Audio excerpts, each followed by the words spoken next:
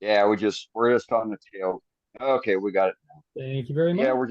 we're just on the tailgate and enjoying ourselves. So has anybody heard how the captain is? Um, I was discussing that a little bit ago. Talked to him, talked to him. Had an email from him on Friday, and he said he was, you know, doing better. Um, Good. he's Eddie's always short with his responses, and always has been over the years. So, for hopefully Yeah. that means he's doing a lot better compared to last week. So Well, that's good. That's good. hopefully, he said he planned on, being here tonight. So we'll see. Good. Good. Fingers crossed. Keep our fingers crossed.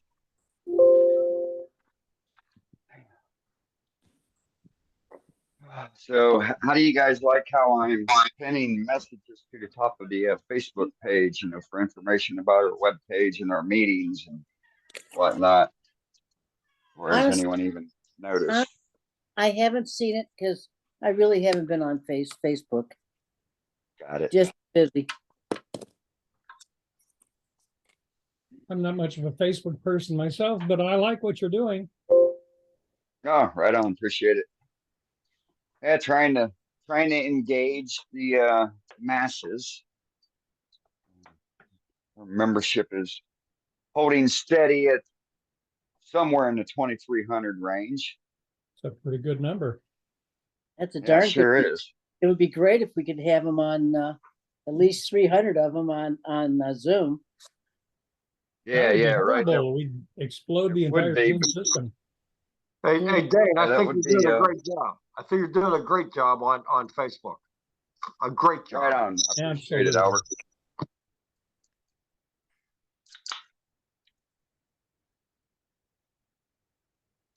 Yeah, I sure get a lot of people that Wait, wait a request second, to Dane. join. Where's Dane? Dane, wait a second. What kind of beer do you have there? Oh, that's a pop. I'll tell you, they're going crazy. Bud Light, then all of a sudden Miller Light. No, no, it's still Miller Lite, but yeah, I'm not. I just got back from the airport, so I'm getting me a bite to eat. Funny. And, Did you really bring the I'll cat home with crack a you? beer later. Do what? Did you really bring the cat home with you that you were holding last week? Well, yeah, we're going to. She's the kitty cat's still up here. So I'm still up in Kentucky. Oh, you're still here. Okay. Yep. Well, congratulations. Everybody should have a kitty or cat. Yeah, absolutely. Yep. And so the cat caught a bird this morning, and now that I'm looking on the front porch here, she brought us up a lizard. Boy, We've had our cat bring snakes into the house to our yeah, entertainment. I Yeah, believe mine it. done You that. suddenly walk down the hall and you see this thing slithering at you. Yeah, mine Right? likes black racers. All of a sudden, you got a black racer in the house. Yeah. Of course, I wasn't thinking. Left my ham sandwich out here, but thankfully she didn't take it.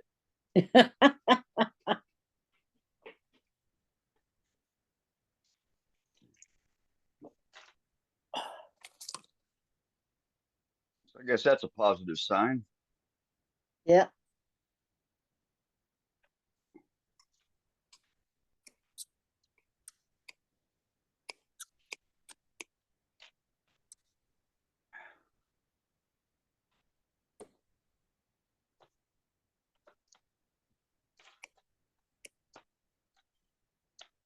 Yeah, it's kind of funny being up here.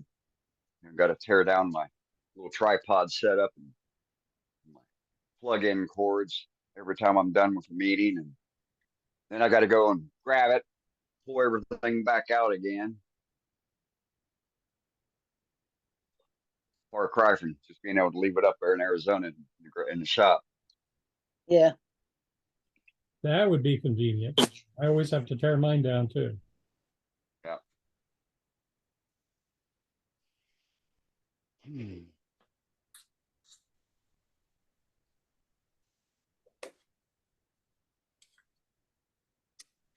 Does anybody come up with any problems turning this week? Equipment malfunctions or anything like that?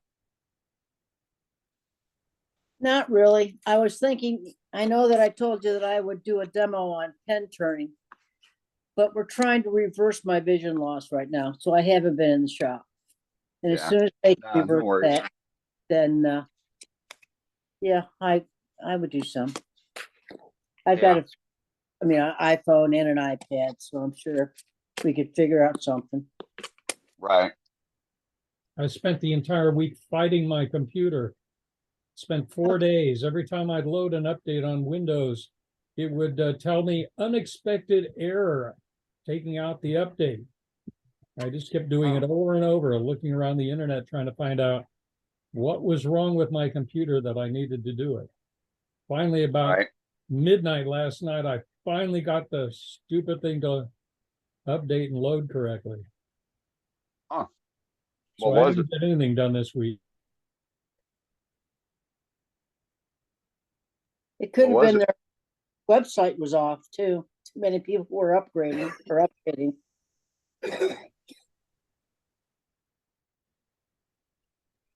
No, my particular problem, I don't know. This computer, it's had the similar problems in the past. I don't know what it is, an off-brand or something. It's not really an off-brand, it's an HP, but it continues to have loading problems. Perhaps it's because it's 10 years old. Yeah.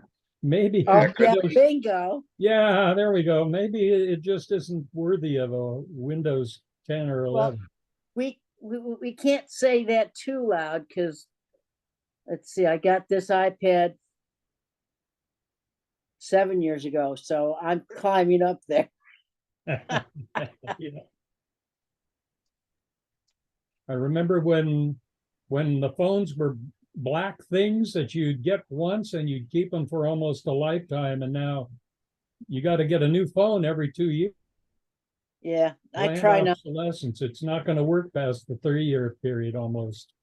Yeah, but those old phones, they didn't cost an arm or a leg. That's Captain true. Eddie just logged on. All right. Oh, I always take hand-me-down phones for my kids. Why not? They still work. That's That's a right. good solution. Hey, Eddie. Hey, Captain. How you doing, buddy? All right, now I'm finding all the right buttons. Hello. There's an Ed. Eddie, how are you? There he is. All righty. How are y'all today? We're doing Doing great. good. And we're Wait, I happy to thought hear I your had a voice. picture.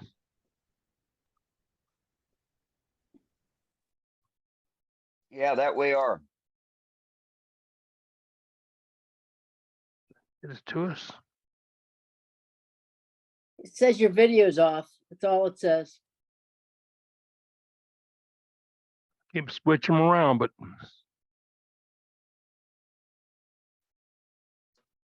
Hey, you punch enough buttons, it'll come on, and then you'll wonder, okay, what did I do to get that to work? Yeah, we all do that. Right? yeah.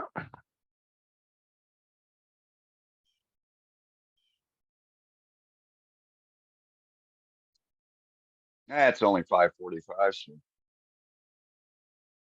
Yeah. it's you got funny. time. Going to the Louisville airport from here, so 42 miles north of here is we have a time change. That's when they hit Eastern Standard. And then so driving back, totally forgot about the time change. My alarm pops up, for the meeting, 5:10. Get ready for the meeting, get your stuff together. And I'm like, oh crap. And then there was bad traffic coming out, so I was stuck in a parking lot for about 20 minutes. And so I was wondering if I was going to get back in time to be able to start on time. And, and then the alert pops up and I'm like, man, I didn't think I was sitting in that traffic jam that long. Then finally it sunk in. You're still on Eastern Standard Time. You'll hit CDT in 45 miles. How much longer are you going to be in Kentucky? Hopefully by the end of the month we leave.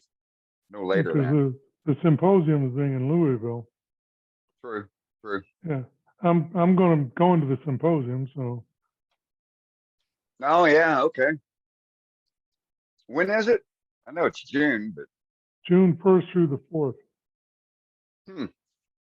well, if I'm still here on those dates, I'll make a trip up and go Cool. check it out. Yeah, definitely.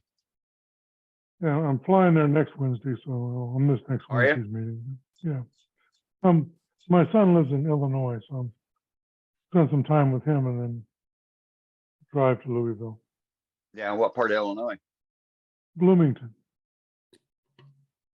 which is central Illinois. Okay, got it. Yeah, I've got a cousin that lives in southern Illinois, down by El Dorado and Omaha, Raleigh, Harrisburg. There's a little bit of southern that.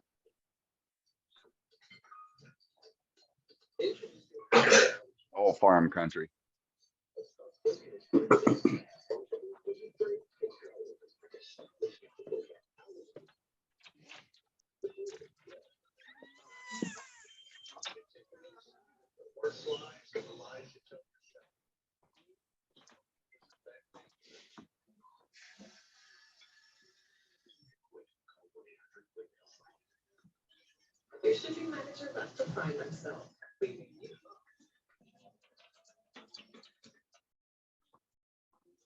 Eddie, you got your video on now? Yeah, I got it fixed up, Sue. Thank you. So how you feeling, buddy? I'm doing pretty good. That's Yeah, wonderful you should see news. me. Should see me for the last couple of days. I had a bee's nest of gizmos and gadgets glued on me as he watched brain waves. I had to wear it for a couple of days. You talk about being able to get a table all by yourself at a restaurant. You're looking great, huh? You must have Yeah. lost 60, 70 pounds. He does. He looks Yeah, wonderful. yeah. Wife has got a different number than I do, so I just at point say how much weight you lost. I just point out. All right, you tell them. And we had meetings. Well, every day we've had crew meetings with those folks, and yes, they love it. The ladies, the doctor says, you know, you're not crazy. You just kind of look that way. And you know, thinking, you know, I'm not crazy because I can understand it. That's a joke. Yeah, I get way too offended, but they're so all we're doing now is trying to find the source for these seizures, because that's going to keep me here instead of going to spot, unless I can figure a way to get over them or a way to cope with them, different drugs, because what they gave me just fried me. I mean, when I walked through the house, I was going doorway to doorway to doorway to doorway because I couldn't just walk a straight line and go anywhere. Felt like a ping pong But ball. yeah, but yeah, we've had to make some adjustments around here on things. One good thing, yeah, wasn't really a good thing. I had to go buy a new car, but one good thing is the old Honda lasted 11 years without a single mechanical problem. Fantastic. 11. No Yeah. way. Wow. I know And Hondas are good, but my I wouldn't have believed it. I mean, I've in 10, 15 years, I've ran cars of 300, 400,000 miles and just wore them out. And we ran this one hard. It's the only car we're using now. So we talked about it last week. Well, I took it in to the local guy, and he said, you know, you really should look at getting your struts replaced, and you do need a couple of tires. And while we're in there, we want to do an air conditioning service inspection and all. And I said, let's put all that on a sheet and want to see what it all runs to. When it got to a little bit over $2,000, I said, you're not really connected to the car, are you? Because I'm going to get rid of it. And the guy says, oh, no, that's a great car. Yeah, it's going to bring you $2,000 of income in a couple of days. So we drove right over and saw the Honda dealer I bought the CRV from, and we drove home in a new Pilot.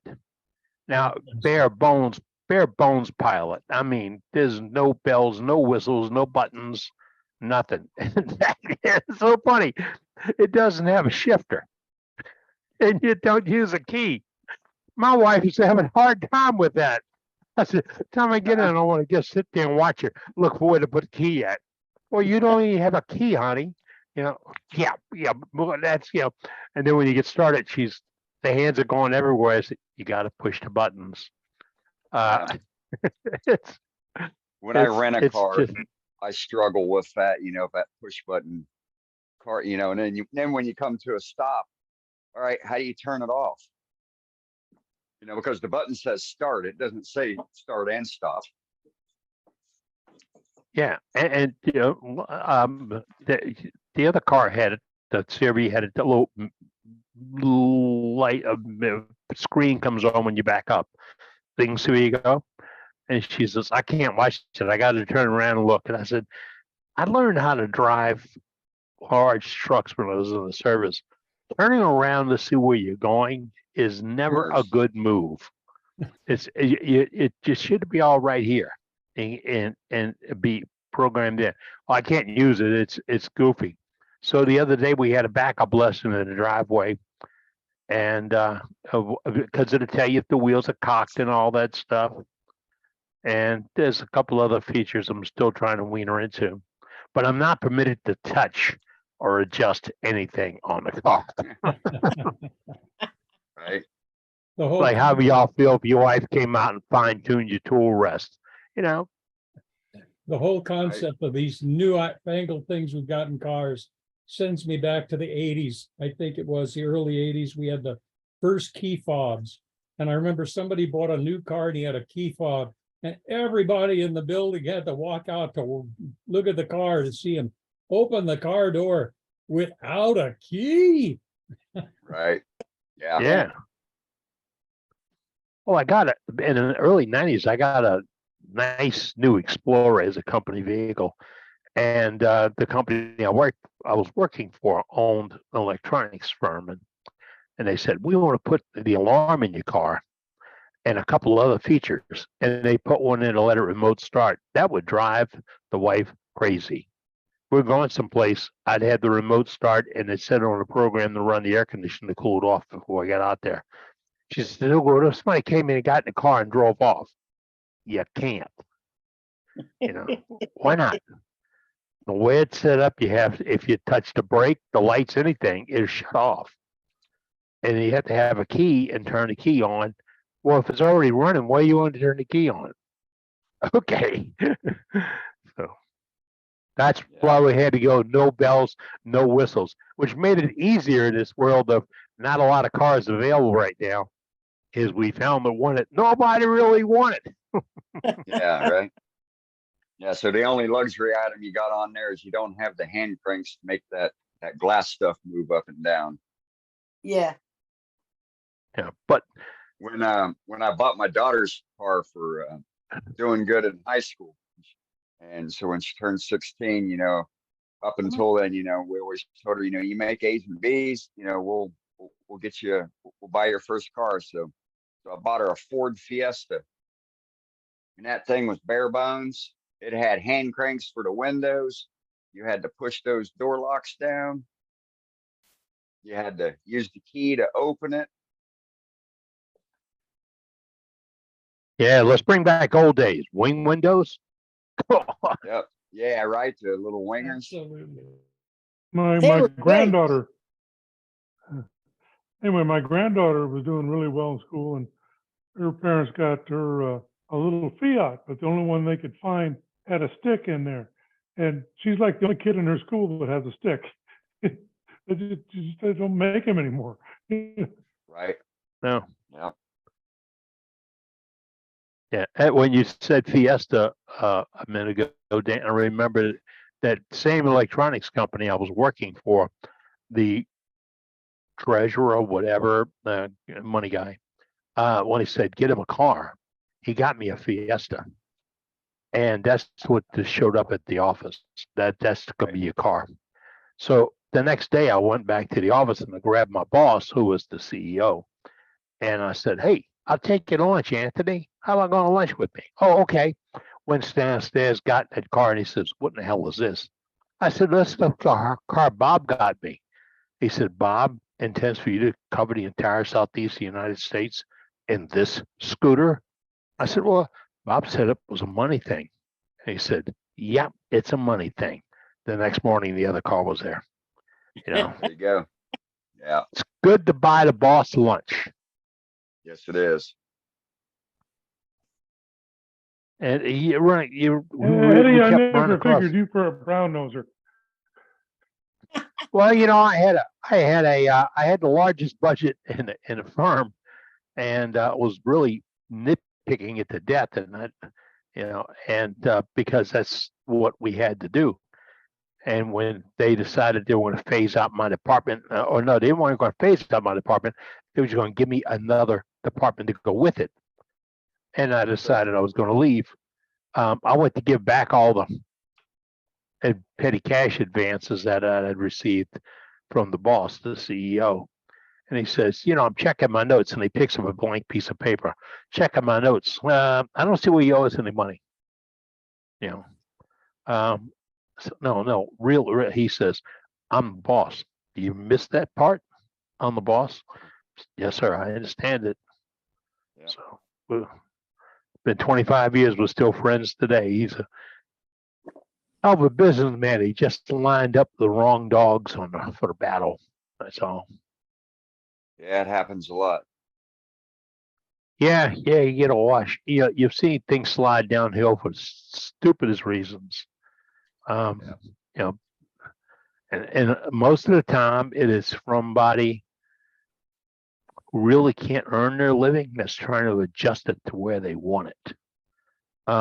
Or they want benefits that the rest of us don't get. And that happens with everything. I've been in clubs and organizations and groups and everything else that every once in a while you get somebody over a nickel destroy what's being built.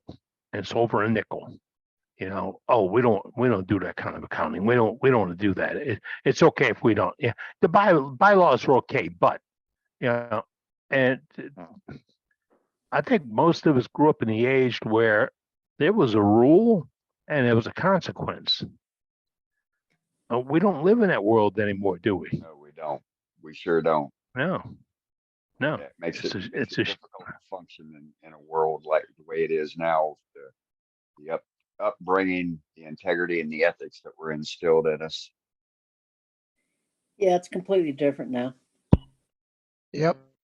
When I People bought say my give it a- first car, when I bought my first car, I rode my bicycle down to the guy's house, went out and drove it around for about 15 minutes, came back and said, "Yep, I'll buy it." He said, "Great." I gave him his keys back. He walked around the back of the car and he opened the trunk up. I said, "What are you doing that for?" He said, "Well, do you want me to help you put your bike in the back of the car?" I said, "Well, I don't have $300 on me." He said, "You're Herb Smith's boy. I know you." I put the bike in the back of the car and I drove it home, parked it in front of the house. That's wonderful. My First first car car I had was was a driver's license. I had to drive it in the field. And my first car was an 8-in Ford tractor. Yeah. Oh, you're speaking of wing windows. I had a cowl. Remember cowl? oh yeah. You push the lever under the dashboard and that thing opened up.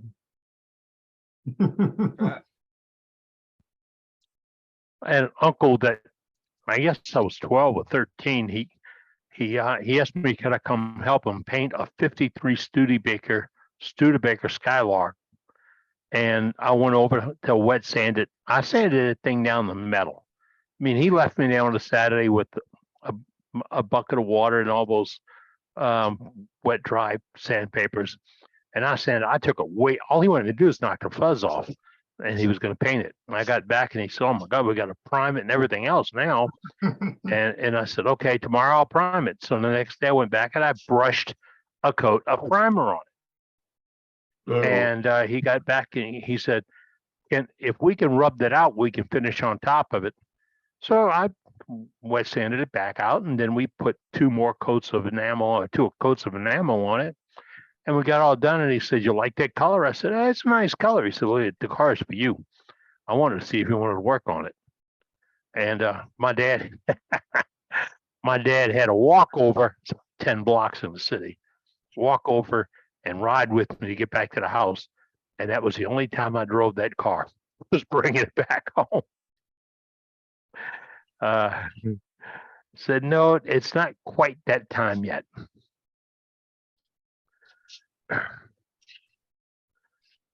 How old were you then? I was maybe, I might have been 13. I might have just got into high school. And I know the deal was, if I had a car, high school was 8 miles across the city from where I live. And it was quite a bus haul to get over there, or a streetcar haul, or whatever, to get over there. And it was going to eliminate that problem if I had a car. Nobody really covered the fact that it was going to cost $6 a day to park down there, you know. But Yeah, you don't see those. You don't see the bumps in the lawn till you run over them. No. Yeah, My so son- backwards ass county that I lived in. So our property stretched two different townships, but our mailbox was in another town in the opposing township. So going to school, grades, K through 8. Well, the county seat where the elementary was at for that particular section of townships, the 3 or 4 that went there, that was only 6 miles away. But because our mailbox was in a different township, even though, property line ran both of them, they bused us 2 hours to a different elementary school on the other side of the county. That was miserable, until we got into high school and were able to drive to school. And so we drove, even though we didn't have a driver's license. My brother, he didn't have a license until, obviously legally until he was 16. So first 2 years he drove, and then for 1 year I drove without one, and the law there didn't care, so it was all good on that end of it. Save on insurance. Amen. My son's a teacher. Talk about the next generation. My son's a teacher, and they had a seminar. Over half the senior class is not even put in for a driver's license. They don't want one. Yeah, the legality of it was, I think we fell under farm use, even though we were going to school, and it wasn't related to to farming, but nobody was going to say anything, so back then there was only like 6,000 people in the whole county, so today there's only 9,000 people.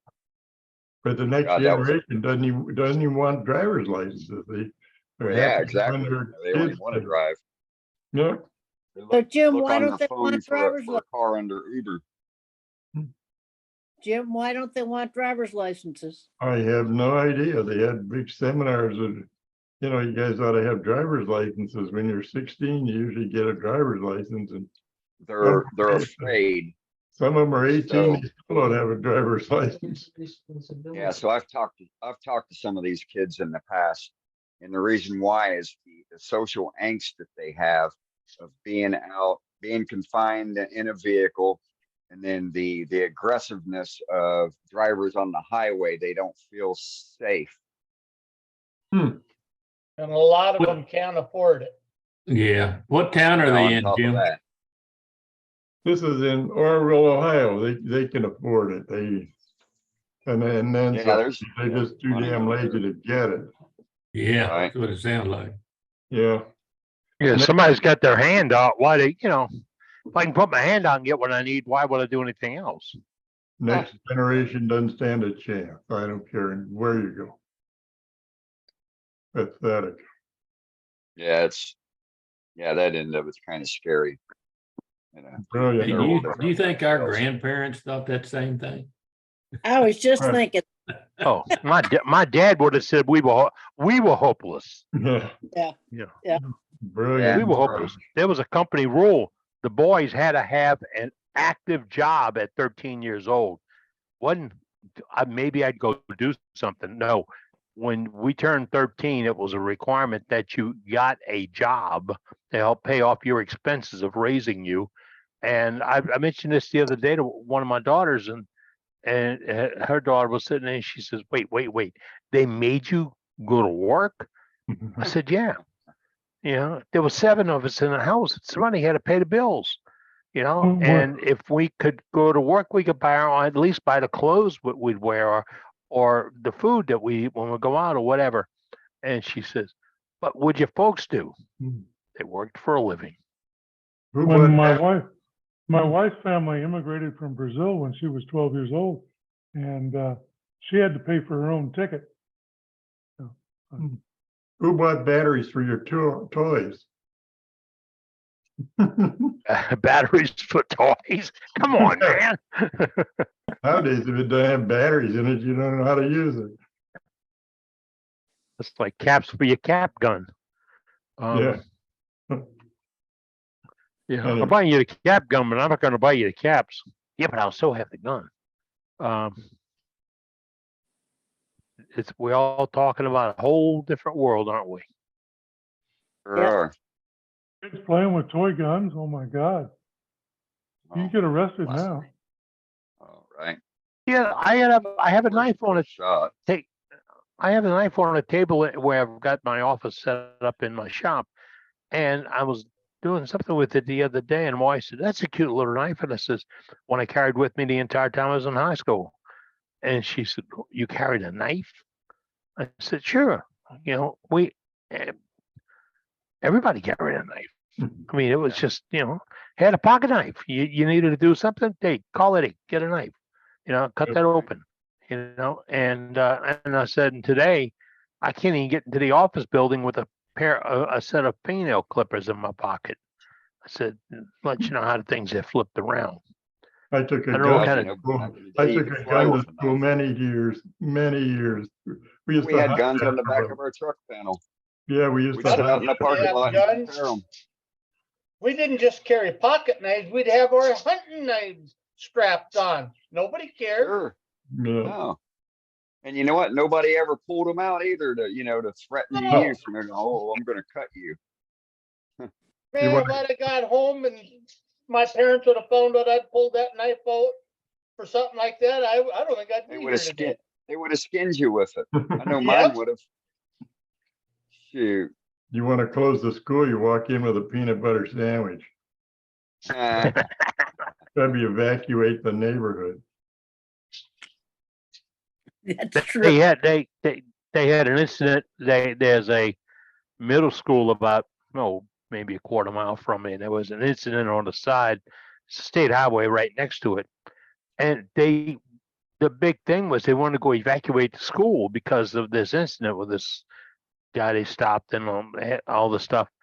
And I was laughing about it, talking about it. Why? Yes, the school's been closed for like 5 years. All the signs are there. People park their cars there and go other places to work, but there's no students in this building.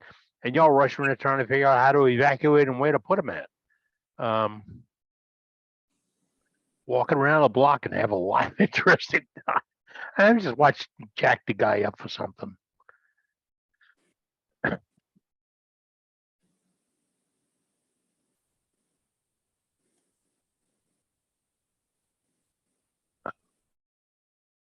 Got a couple of folks popping in. Hey, I have to mention this because I wasn't with y'all last week, and I apologize for my absence. We still have the club stickers available. Yeah, we do, just like this. Those. I have them 10 on a strip. You get 10 stickers for $5 total. And that means I'll mail them to you and everything else for $5. Now, if you live in the Great Kingdom or one of those other strange places of the world, just kidding, Bob, you have to give me an extra $1. And you do that through the website. It's on the front page of the website using PayPal, or you can just mail me a check and my address is in there. Where you mail me the check, make the check payable to me because I have to go to the ultimate bank and cash them. But we're still sitting on about 1,000 of these. And that was about half of what our first order was with those folks. And we've got them here. I'm bringing a whole bunch of them to SWAT with me so I can pass them out. And I think I sent Doug Rowe and 2 other folks a nice strip of maybe 20 or 30 to give away at the AAW, because we want to get it out there and let folks know this is where it's happening at. We're almost at 4 years now. This is meeting number 189. And I tell you, it's when I go through this thing with my I'm not supposed to call them friends. I'm supposed to call them advisors. Yeah, all right. I go through a meeting with them, and one nice lady the other day said, "You belong to a club?" I said, "Yeah, we formed a club to do this." "Who's you?" And we explained a little more. She says, "Why would you ever want to do that?" Yeah, I said, "This is the best time of some folks' week right here. We sit here and talk about everything. I mean, there's nothing sacred. We don't do religion. We don't do politics. We cannot be cruel. Those are simple rules of life. Mhm. I mean, if we all lived that way, how much of a better world would we have?" That's why we're strict about that. And strict about it because you want it just like that. Sometimes you can't say that, but deep in your heart, don't you want it that way? Don't you want honesty, the truth, kindness, fair play? You don't want to be hammered down by the nickel. If you want that, that's why this is done. I had 4 rules when I gathered some folks together and said, "What do y'all think?" And 2 of those guys came back to me recently and said, "How did that thing ever work out?" They were here for maybe 1 or 2 meetings and didn't pop back in. And now they're watching this on the reruns on the video on the internet. And I always get messages through my private emails and all of that about, I miss this. How do I see that and everything? And it's just like you're doing it now, folks. It's expensive. It's free. And you have a commitment. No, you don't. And you have to do this. No, you don't. You turn it on, you watch it. You get done, you turn it off. You want to come back, you come back. We have never locked anybody out. Now, I can say it honestly. Never have we locked anybody out. The host has got that power on every meeting. You go with team, and you're gone. You're out of here. And that's part of Zoom. We've never had to do that. Right. Why? Because you're coming in and play by the rules. That's it. Hey, Eddie, I I got mean, a funny you story all to tell know you. we've all seen the dumbest looking things turned in the world, and the dumbest things people have thought of right here, and you were kind enough to keep your mouth shut. And that And makes I've done some of them. Oh, Charlie, I wasn't going to mention you, man. I really wasn't.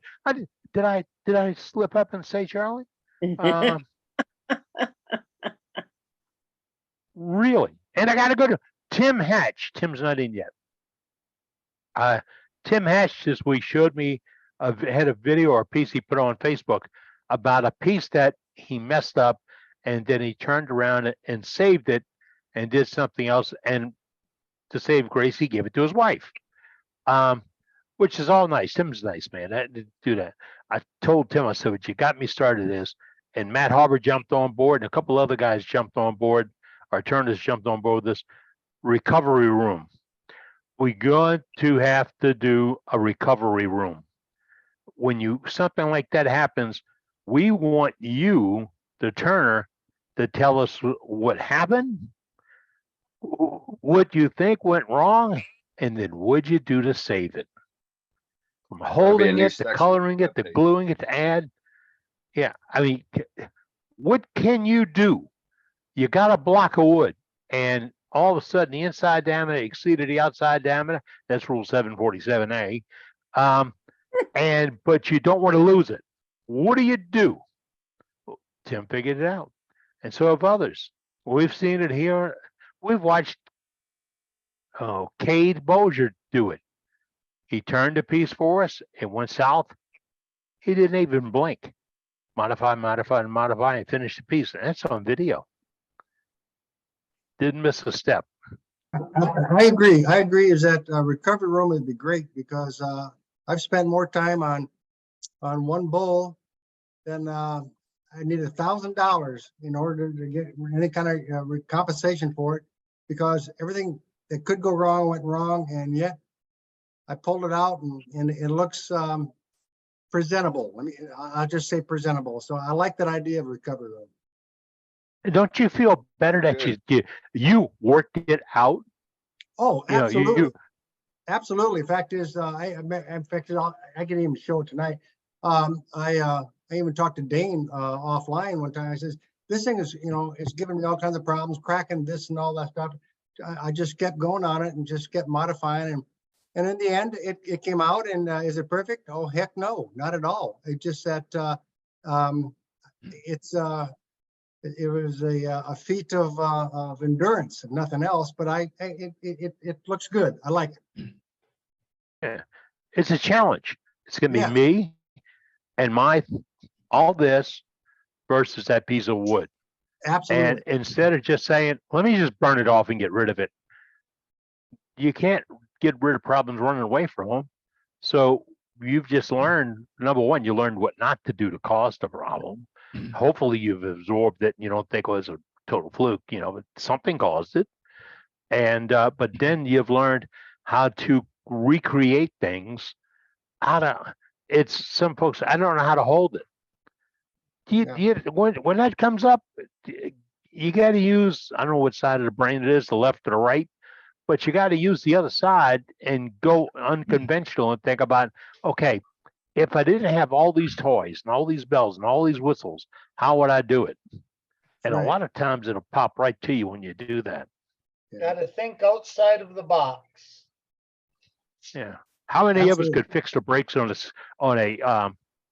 what do you call that? On a bicycle that had the simplex brake, the simplex clutch in it. Remember when we were kids, you stepped the pedal backwards to put the brakes on. Yeah. How many of us rebuilt those at the age of 9 or 10 years old? Oh, lots of them. I didn't know they had brakes. You lived in a farm. You run it to the woods. Boy, you just made me laugh. Oh my God. Serious. I didn't know those bikes had brakes by going backwards. I haven't thought always about went forward. In 60 years. always pedaled forward. Yeah. I was sitting out in the front after I had my years ago after I got sick. I was sitting on a front porch one day and watched a next lady down the street and her son go by, and he's pushing his bicycle and it's dragging the chain. And they pushed it going down towards the levee and then came back the other way. And I said, why don't you ride your bike? And he says, we can't get it fixed. I said, you got a minute? If you flip it over, I'll fix it for you.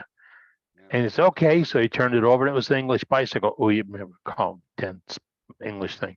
And I rolled it back on. I said, there you go. And he says, oh no, my dad said you had some special tools to do that with. So I got them right here.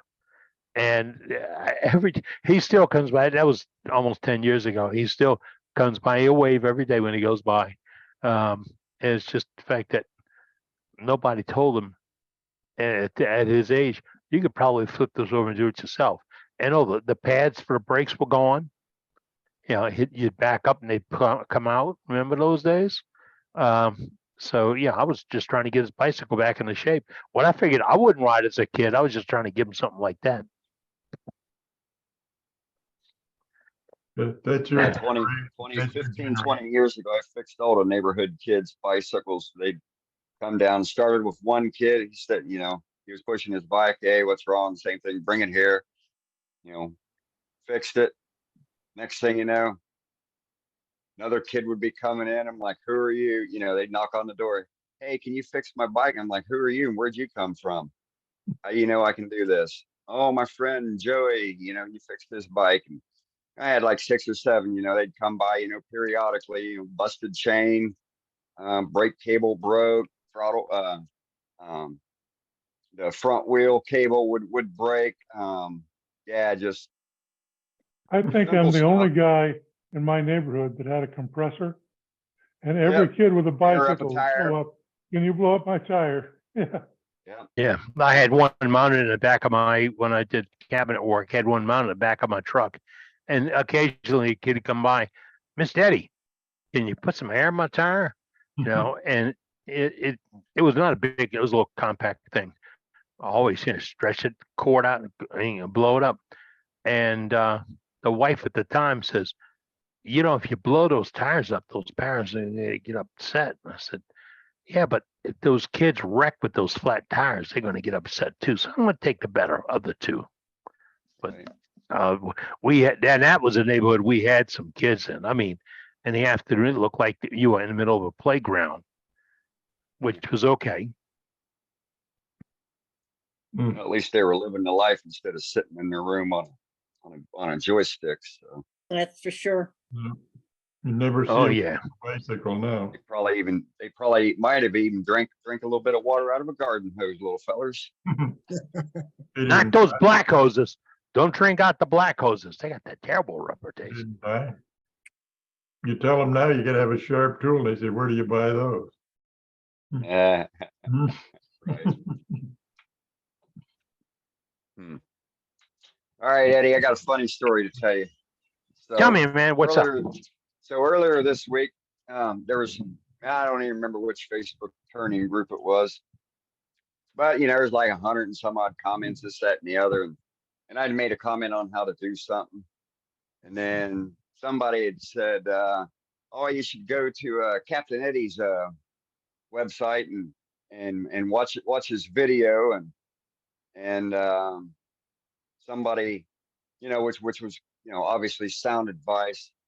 Then another person came in and said, yeah, you know, or if you got problems, you know, go ahead and give him a call. And so at that point, you know, that's when I said, well, unfortunately, Eddie's no longer taking phone calls with that phone number anymore. So then the next guy comes in and says, well, his website is still up. And I go, yeah, the website's still up because he's got valuable information on there and he wants to continue sharing it to us turners. You know, there's lots of information to learn. So then another guy comes in and says, well, I'm pretty sure the reason why he doesn't answer the phone call anymore is because he passed away a couple of years ago. And I go, well, that's not true. He has not passed on. He is still with us. And the guy comes back and he says, well, no, you know, I know that he's passed away. And so I come back and I say, well, I go, that's odd. I go, because he hosts a weekly turning meeting and has been for almost 4 years now. And I know I'm an integral part of helping out with the details of doing the meetings every Wednesday night. I go, so I guess I'll find out tonight during the meeting whether or not he's passed away. So now I got my crickets, you know, but guy arguing with me saying, well, I know for a fact, dude, go pound, you know, and I just wanted to tell this guy off, but I knew I'd wind up getting bans, you know, and put in jail on Facebook. So Eddie, are you actually a hologram? following. Yeah, we're doing the 2-pack thing. You Ghost can't- of Captain Eddie. Hey, Dane, if it was You any of can't- the groups that I help with, you know, I got your back, so. Yeah, right on, Matt. Yeah, but right at the moment, I can go back and find it, you know, but really don't, you know, I mean, it's not that important to me, but yeah, I mean, and you're probably, I'm sure you're a member of it, so Yeah. I don't think it was although the primary one that you're in. You're sideways, Dane. Yeah, I'm taking Yeah, down the names. Yeah, the wood turning for beginners is the one that I help manage and have for a number of years. So, and I enjoy that group, and you post in there and comment quite a bit, which I very much appreciate. So thank you Yeah, for right your on. contributions there. Yeah, right on. No problem. Yeah.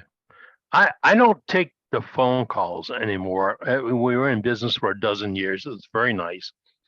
Met a lot of you folks through that.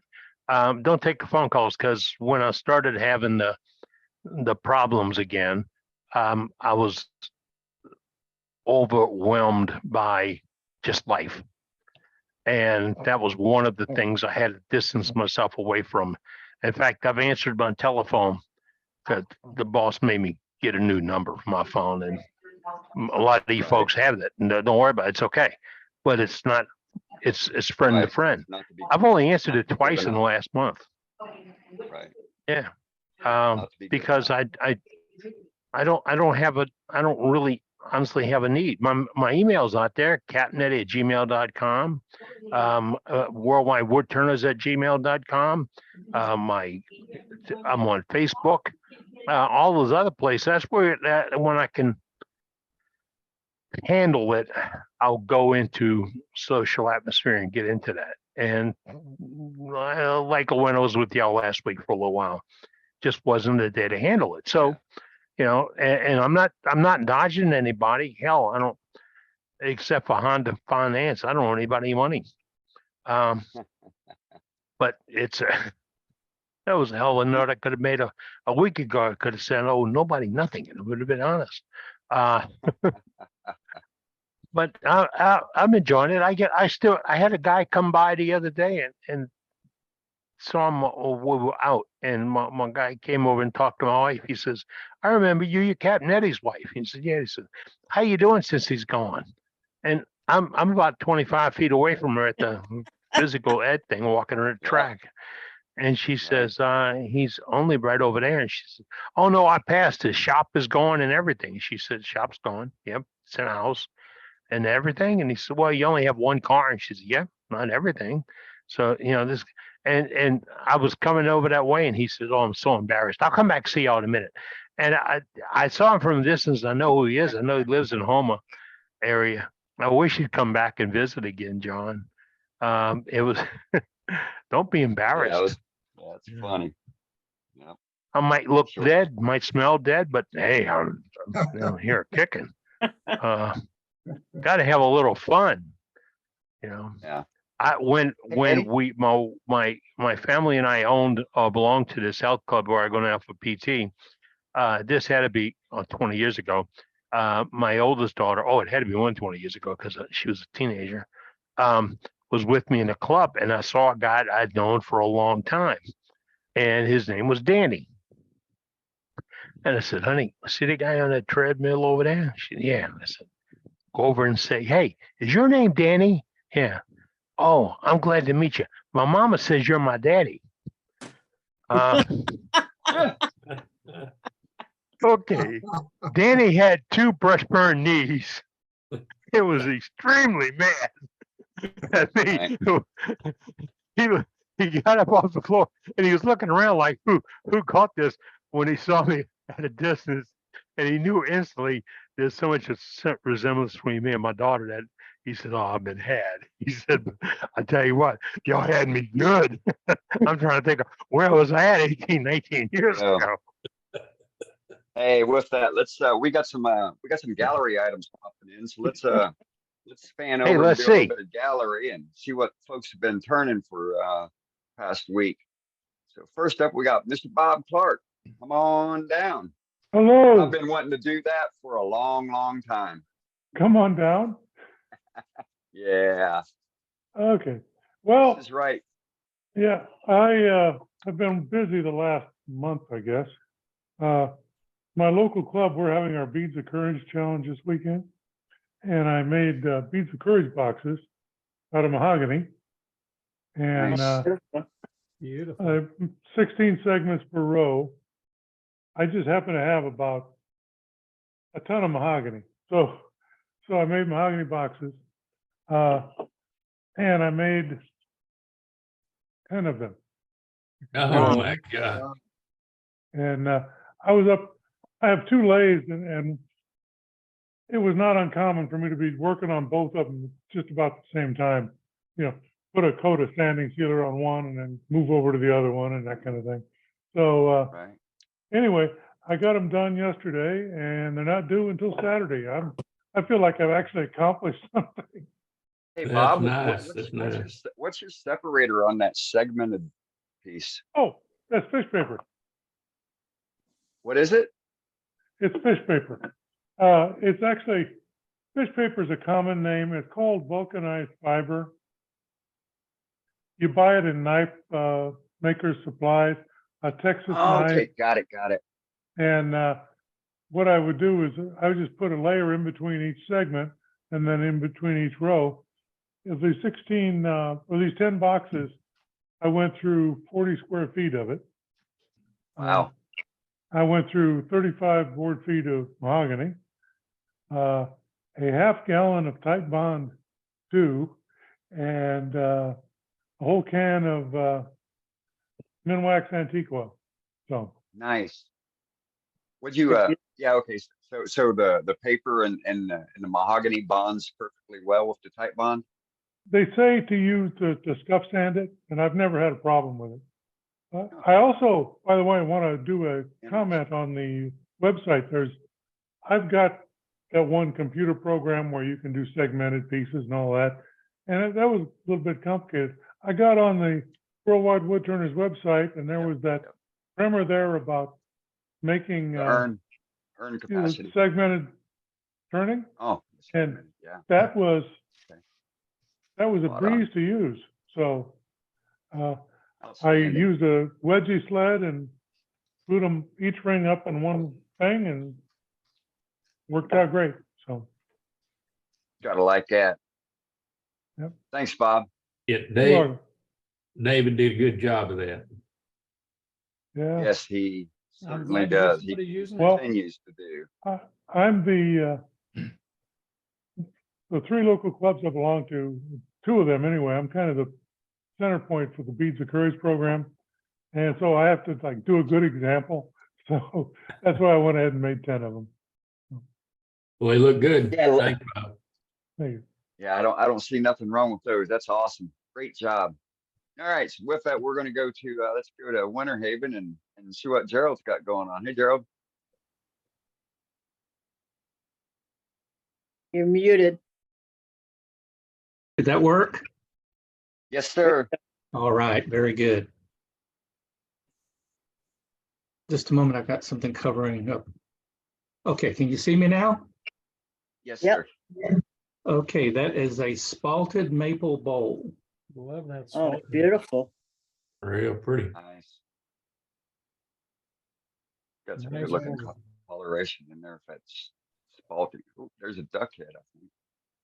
And it's about 6 inches tall and about 8.5 inches across. What's your That's two- finish? That's 2 coats of general finish bowl, salad bowl finish on it. Yeah, nice sheen. You used a lot of that. That's not bad stuff. It's good stuff. Looks like an Arctic fox there. Sure Oh, and does. I have one little tip. Regular pencil, put a clothespin on it. Now I can hang it up anywhere. I don't have to have, I can put this places that you couldn't put a magnet to hold a pencil or a pen. Just take a clothespin, take one side off it, and now you can clip it to things. Clever Good idea. We need to clip that out for the web page.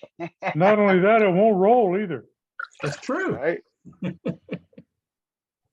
idea.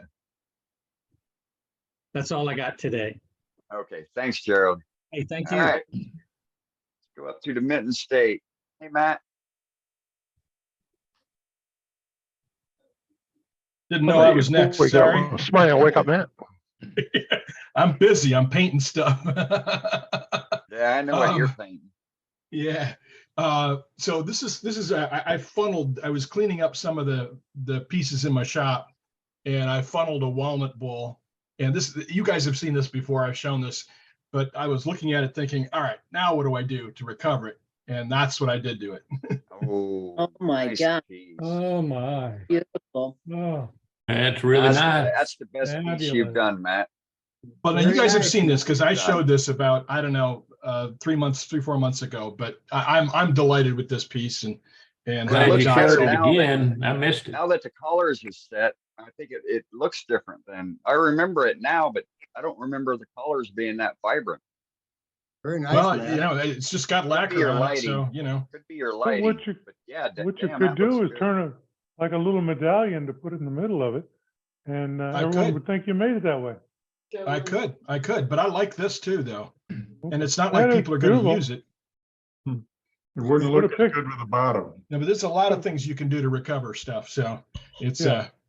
I a number of the things I posted on Facebook this week. I blew up a couple of burl caps, trying to make shallow bowls out of them. So good times.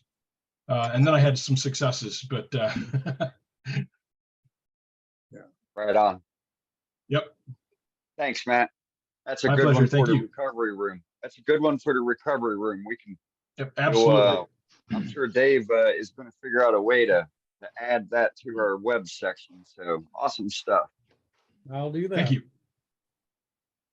All right, let's go to Mr. Where's he at? Dave George, where you at? Yeah, I'm right here. There he is.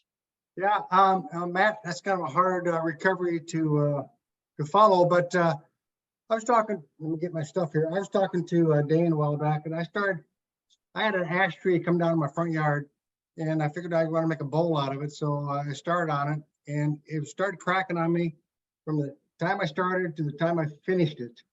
And I finished it today actually, but it's the largest bowl I've ever made. It's 12.5 inches diameter and 4.5 inches deep. And Pretty piece. I was ready to burn it about 8 times. And my wife said, no, geez, you can't do that. And so I went back out. And so between resin and CA glue and everything else, I just kept working on it. And let me see if I get it around here. My biggest Dave? problem was on the pith side of both sides of it, where it kept wanting to crack.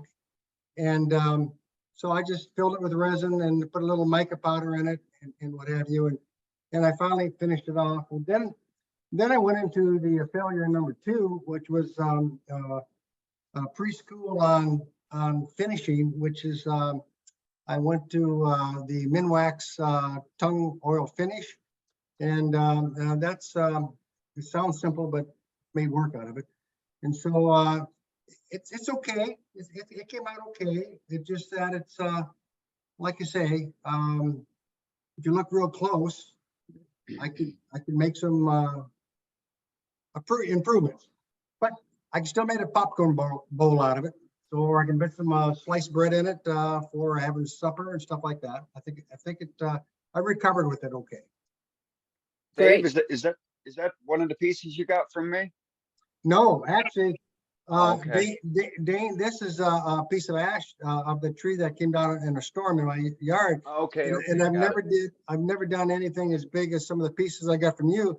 So I figured I'd practice on a piece of this ash tree that I had. Okay. And so I have couldn't, some of that. I couldn't remember if I, I'm go sorry. ahead. Go Well, ahead. Yeah, I have, it's sitting right next to my lathe right now. I have 2 pieces of Chilean mesquite I got from you that I want to tackle, but I didn't want to tackle. It's about the same size as these. It come out as Right. this one. And I figured, well, let me try something at least that size. If I mess it up, I haven't messed up that Chilean mesquite. So that's my next turning is going to be on the Chilean mesquite. Right on. Right. You just remember, if you mess it up, all you got to do is drive down and get some more. Hey, I can do that. I Right. appreciate that, Dane. Yeah, Anyway, you bet, Dave. actually, I just wanted to practice with this size, just on something that I figured if it didn't come out, I wouldn't mess up such a nice piece of wood. So anyway, so that's sitting next to my lathe, and that's my next piece that I'm going to work on. Nice. Look forward to it. Thank you, and I appreciate everybody's help. Oh, you're welcome. Anytime. That's what we're here for. All right, let's go to Dan. Hey, Dan.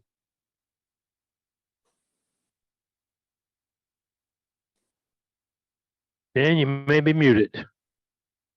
Okay, now we got you, I think. Are you on there now? Can you hear me? Yes, we can hear you. I Okay, can hear you. all right. Well, I just was going to show a couple of or three different beads of courage bowls that I've made. This one's out of American elm. Didn't turn out too bad, I don't think. Just Looks good. Is that a fire hydrant? I must have lost you here. I don't see it here. Well, it's kind of similar to that. I don't know if you can't really It's see a the good shape. inside of this, but it's I don't know, it's each one of the pieces has got a little different decoration inside or whatever, and with the logo on the top. But I was pretty happy the way that turned out. It was with Hellsman's spar varnish. The gloss is what I used to finish it with. But I like the wood grain in this particular piece. But anyway, that was the first one that I made, and another one I made, it was a staved unit. Various woods. I got again, they don't have good light in the bottom of that, but it's a plywood bottom, just stained with the artisan dye, and then I just put my wood turning clubs logo in the bottom there, and we've got a little different top on there with a ball bat and a glove there, and kind of unique. I thought it was a little different look to it, but I was pretty satisfied with the looks of that one too. But it's another one I made here too. It was a little different shape, but lid back on there. But if you can kind of tell, this was made out of maple and then stained with artisan dye on the wood pieces there, and then the material in the middle was just wrapped with a cloth and attached with Mod Podge cement there, and then I put the Hellsman finish on there as spar varnish afterwards to finish it. And like I say, it was stained on there, and still, you just bad light here, you just can't see the inside. But what it amounts to, I had come up with an idea there to, as far as the body of the piece, it's actually PVC, like a lack of a better term here, like an elbow. What I'm thinking of is kind of like a sewer pipe is what it is. I'm thinking of the exhaust pipe or the pipes on the old steamships. Yeah. Yeah, that is. It's very similar looking. The elbow or an elbow down in the subs. Oh yeah, but like I say, I thought that was a little unique. It's a little different. Cool. Our club's going to be take them up to University of Iowa before too long here, and I just decided to try my hand at making a beads of courage bowl. So That's something a kid will really love. yeah, I make. Go ahead. I'm sorry. Are you saying that is PVC or the body here is, but then I covered it with this cloth material. I'm sitting here. How did you turn that? Yeah, it's different. You can turn it off set. You can turn it off center. Yeah, right. I'm saying we need a demo. Yeah. I got 3 different pieces of wood just out of maple, and then like I say, a stained that I tried something a little different with the artisan stain to give it a little color, and I didn't think it looked too bad, but it's a different type of material for using for the beads of courage, but I think it'll work fine. But I just come up with an idea one night and decided I'd give it a shot. I had a couple pieces laying there, and I give it a turn, and it seemed to work pretty good.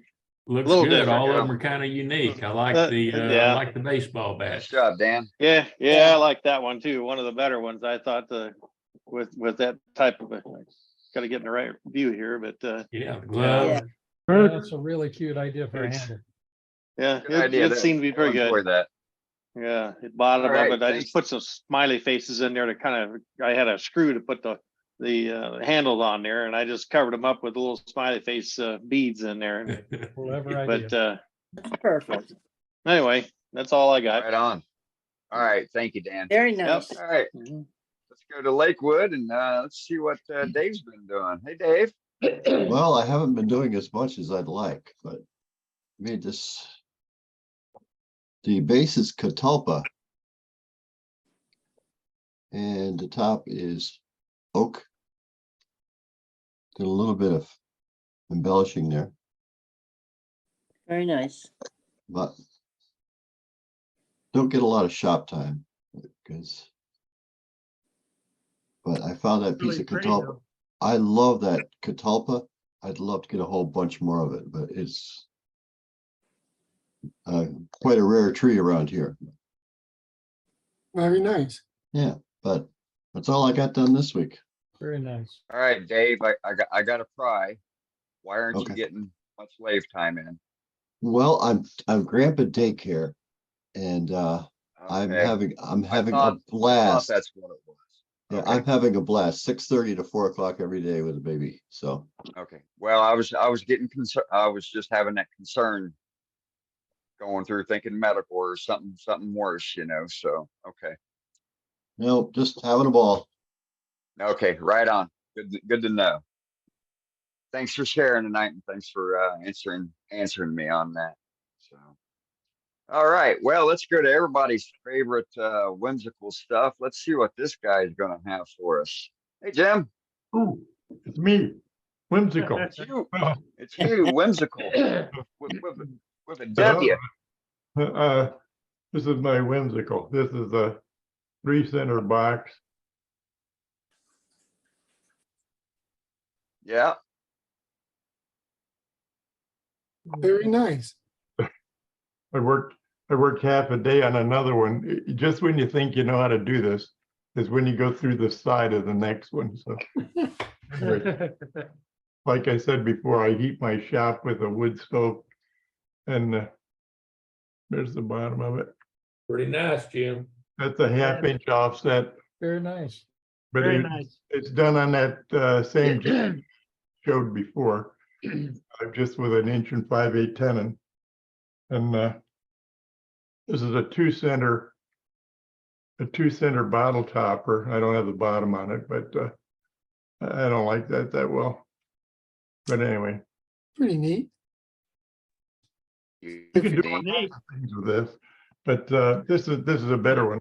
This is the 3-center bottle topper, Oh, now that's something. Nice. but instead of having the mandrel with just a flat surface, if you put a bolt in the thing, what is it, a 3/8 16, I think it is.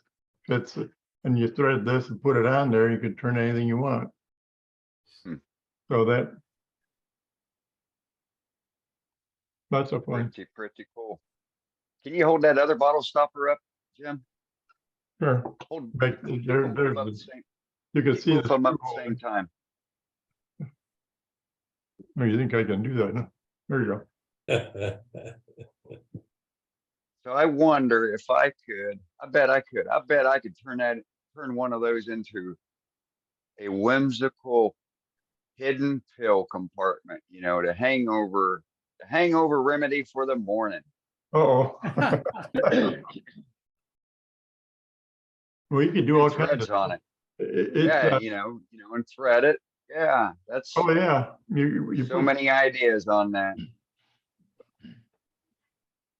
I'm doing an Very article cool. for Wood Turning Magazine, and I've got another. I can't show you the rest of it, but anyway, it makes all kinds of fun things Right. for bottle toppers, especially, and that sort of thing. You could do 4 or 5 of these offsets, but I'll do some more of them someday. Sounds good. Thank you. All right. Nice. Thanks, Jim. All right. Let's go to Mr. Bro. James, how are we doing? Doing good, doing good. Good. Nothing fancy this week, but I did a garden dibble out of a piece of poplar I found in the shop. If you want skew practice, this is it. That's all. The only tool I used was the skew. And it's 2 inches in diameter and 12 inches long. Making a bunch of stuff for our craft show coming up in November. So that's all I've got to show for this week. So I got a question on your dibblers. Yes, sir. What's the age group of the folks that are buying them? This is the first one I've ever made. So I'm not sure what the age group is. I got to talking to my wife about it, and we've got such hard ground down here full of rocks and stuff. I should have made this out of steel with a hammer. Ah. Yeah. If Billy Burke's around, he knows what I'm talking about. Yeah. Yeah, he's you could be further west with the concrete that we have, that caliche. I've got some of that too. That and gumbo and rocks. So no fun.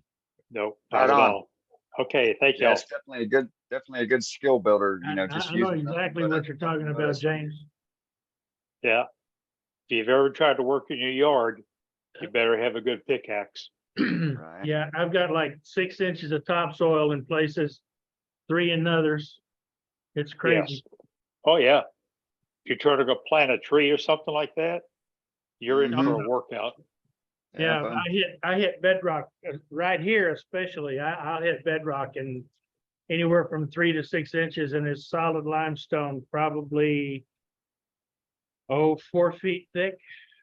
Yes. Yeah, my son lives just north of us, and he's on a bedrock, solid bedrock that comes out of the ground, and grass will not grow. Yeah. Yep. Sure. All right. Well, Billy, how's your you're looking real good on this video connection. Tell us what you did. That's my That's not Billy.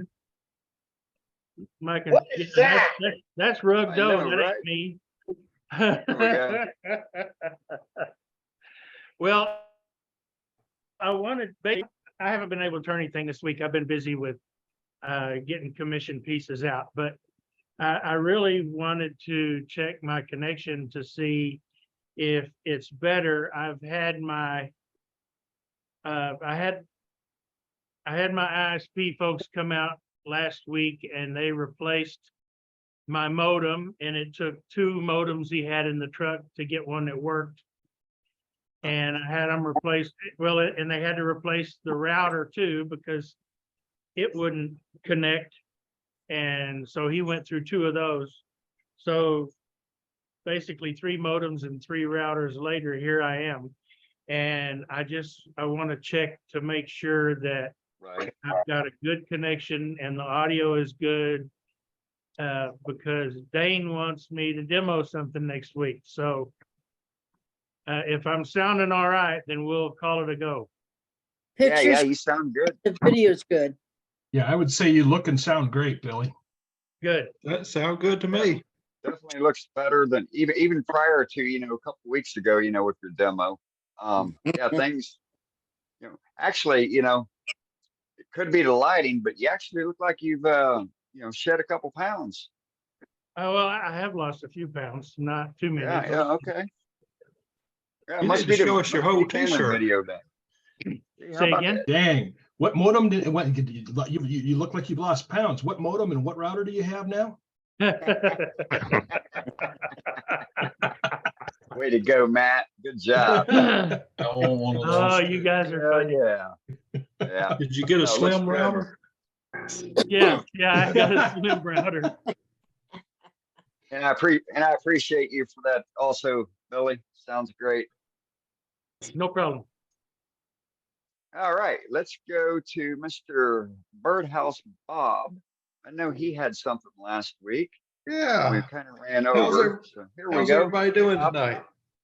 I made me a couple birdhouses. Yeah, how about that? There. It's unusual.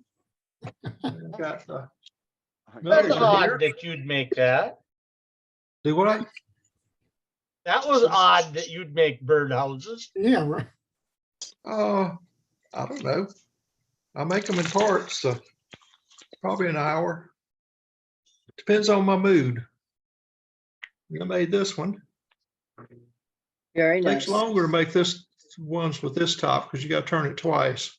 Mhm. Worth I the made effort, a- though. What'd you say? I said it's worth the effort, though. Thank you. Looks great.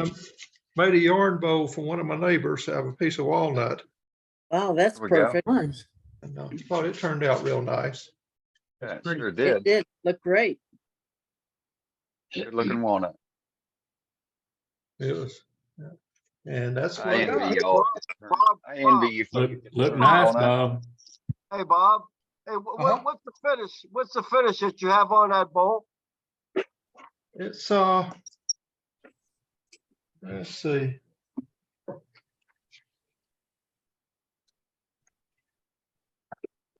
It's about 8.5 inches. No, the finish. The finish. Does that walnut oil? The finish. Oh, the finish. Oh, it's Minwax antique oil. Okay. That's Right on. it's either that or that's my go-to finish, except for my birdhouses. I use spray lacquer. Very nice. Real you. nice. Great job, Bob, as always. And I can't wait Better till get later you this everywhere. summer when we can get another demo out of you. But Okay. later this summer or this fall when things are all good. So we'll go from there. All right, Scott Tig, come on down. How you doing, buddy? Scott, wake up. Good. Real good. Hey, Since I'm you're in your sitting cabin. up north. Yep. So I got finished these pens that I started in a demo a few months ago now, probably. So they turned out pretty well. Very nice. Yeah, for sure. Real nice. That's Pretty. Purple Heart. And then I got really bored. So I started making seam rippers. Ooh, nice. There's one out of Spectre Ply. It turned out really nice. Oh, that did turn out pretty. Oh, that's pretty. You showed a then- ripper apparatus? Sure. People Oh, get one of gotta those, they'd be ripped off. I like the flip around ones, so Got a place It for is- that sharp point. yeah, they hide in the handle. Yes. And where do you get those kits from, Scott? These came from Woodcraft, but I'm gonna start ordering them from the guy by you. Oh, okay. Turner's Warehouse, because he's cheaper, and it's the Yep, same Chad. kit. What was it? Turner's Warehouse?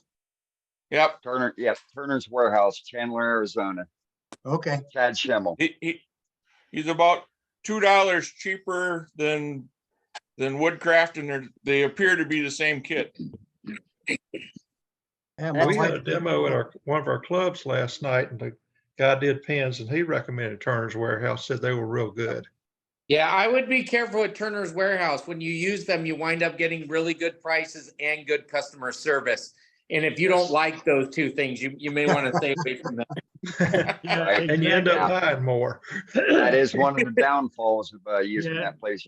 That's a fact, Doug. Chad's good people. That's good Great. information. Yes. That's good information. My That's wife- all I got this week, Dane. Hey, right, Scott, sir. Scott, Yeah. last week we were talking about the springs in the seam rippers. Yep. And I've got one here. If somebody can highlight me there, you can see the spring. You didn't know what we were talking about. Okay. Dan, Yes, right? yes, right. From Illinois there, Dan. Yeah. I got There, you. here you go. Okay. I This know. is what the spring looked like. I'm trying to get it here in the front. It's kind of a half round spring. It's coiled there, but when you put this in the tube, you kind of coil it up, pinch it down there so it's round, and then slip it inside to the tube. And that's what your ripper goes in, and it holds it from coming out of the holder itself. And like I say that Hold it up that's, oh, I'm sorry. I probably don't have something good behind it so you can see it There we here. There we go. Yeah. But that's kind of, it's a odd shape, I guess, but it kind of hard to hang on to. It's out of stainless steel. So And what's the I'm dumb on this. What's the function of the spring on the seam ripper? Because I've made them without the spring, and I when don't you, have an issue with them going in or staying in or popping them out. well, the ones that I was getting from Penn State, and the tube, the brass tube, when you insert it into your wood, you kind of scrunch that up and slip it right inside to the tube and just push it all the way in. Then when you put your blade, I'm gonna get one of them out here real quick. They're all in plastic bags. I can't seem to get. Oh, I thought it was just me that had all of them parts in plastic bags. Oh, geez. But anyway, this happens to be a stiletto blade, but when it's all assembled in the wood and everything, this is just going to go right inside, and it holds it. That tension on there keeps it from coming out of the ripper, and you can take it out and turn it around and store the blade or the ripper blade, whatever you're using. Okay. And but that tension on there is what holds it. Now, that what we talked about last week was I had such a hard time when I started making custom seam rippers, and I was making them a little different shape for instead of a pin style, I made kind of like an onion bulb or something bigger. Was if the user had arthritis and couldn't hold on to the ripper or the blade very well, that bigger bulb was a lot better to hold. Now, when I started trying to find the components, I could buy all the components easily from several different suppliers, but none of them had that little spring to hold that blade into the unit. So just by chance, by golly, I came across on the internet searching. It's a place called P Squared, and it's located in Australia. That was the only place that they had them, and they at that time they were charging like 57 cents per blade. But like I say, coming from Australia, you had to pay different shipping charges and everything else to get them in here. But back at the time when I was looking for them, I ended up buying 100 of them just to make it worth my while to ship it in here. But they was excellent source, but they were located in it's Craft Imports in 25 Valley Court in Wandie, Western Australia is where it came from. Right. Now, we had a couple members that was in Australia, and I don't know if it's anywhere near where they were at or not, but like I say, the price was right in every place that I went. Nobody had, this was the P Squared was the company there, but like I say, it's that's the ones I was using. I hadn't didn't know about the type that you guys are using to hold that blade in there, but that's what I've been using. So anyway, that's great. That's what it looks like. You're able to pull that out and show us. All right, it's top of the hour. It's top of the hour, and we have our regular weekly scheduled demo coming up. But we've got ourselves about 82 folks on hand here, and I want to go to Safety Sue so we can get our safety briefing. And everybody needs to pay attention because it's going to be some very important information covered. So without further ado, let's go to Sue. Sue. Hi there, guys. You're awake. Yes, I'm awake. Sue, how do you do? I'm doing great, Birdhouse Bob. Doing great. So I want to talk briefly today about we're going to talk blades, whether it be saw blades, whether it be chisels, gouges, your lawnmower blades, all the blades that we have around our house. We all have them. Lots of them. And what's worse than a dull blade? Oh, guys, not because those dull blades are going to hurt you. You put more force on them, all of a sudden it slips off, gouged your hand, you do all kinds of stuff. Now, on our wonderful website, we have different little videos on how to sharpen your tools.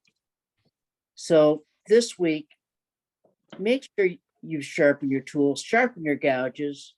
If you're starting to get itches and you're pushing harder, my goodness, for the 15 seconds or whatever it takes to walk over to your sharpener, sharpen the tools, do it. Remember that our grinders not only sharpen our lathe tools, they can sharpen a lot of things, knives, your lawnmower, since it's springtime. But So, not CVNs. yeah, not on CVNs. You would, but they do have, what is it, Woodworker Wonders? Split stick. Yep. Yeah, they have That's- the That's sticks for the processed. CVN. Yeah.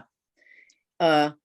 But still in all, guys, just keep yourself safe. Use sharp tools and small cuts. So Exactly. I hope to see you next week. Yes. And so very, very good sound information. And so one of the youngsters, he's 24 or 27 years old that I've been mentoring now for about 5 months. And so he just bought himself a bandsaw probably 3-4 weeks ago, so he's all gung-ho about, making all his blanks round. He's making all these blanks, and I'll go ahead and spotlight myself. And he starts complaining about his saw blade not cutting very good, and about how much force he's got to push in on it. And he's asking me what's wrong with his bandsaw. I go, there's nothing wrong with your bandsaw. The blade is dull. You need to change your blade. He's like, well, I just put this blade on new yesterday. I go, how many blanks have you sawed up? And he shows me his rack. It's like 6 foot tall, and it's probably got 6 shells on it. And they're just lined. He's got to have 100 blanks, anywhere from 6 inches to 12 inches in diameter, 4 to 6 inches in thickness. I go, you need to change that blade. It's dull. You're like, well, I don't have one. I go, if you keep using it, you're going to have an accident. And you're going to shove your hand into the blade. Guess what happened? Oh no! Didn't change the blade. He got lucky. And sure as shit, as he's pushing it in, pushed it too much, went to the side, and he sunk that saw blade straight down his pinky all the way to the first knuckle there. And he sends me a picture, and it's fresh. He's like, what should I do? I go to the ER. That's what you need to do. I go, why are you texting me or, shooting me a message on what I should do? So he does, and, his fingers, all big, and he's hitting it. He's like, man, that thing really hurts.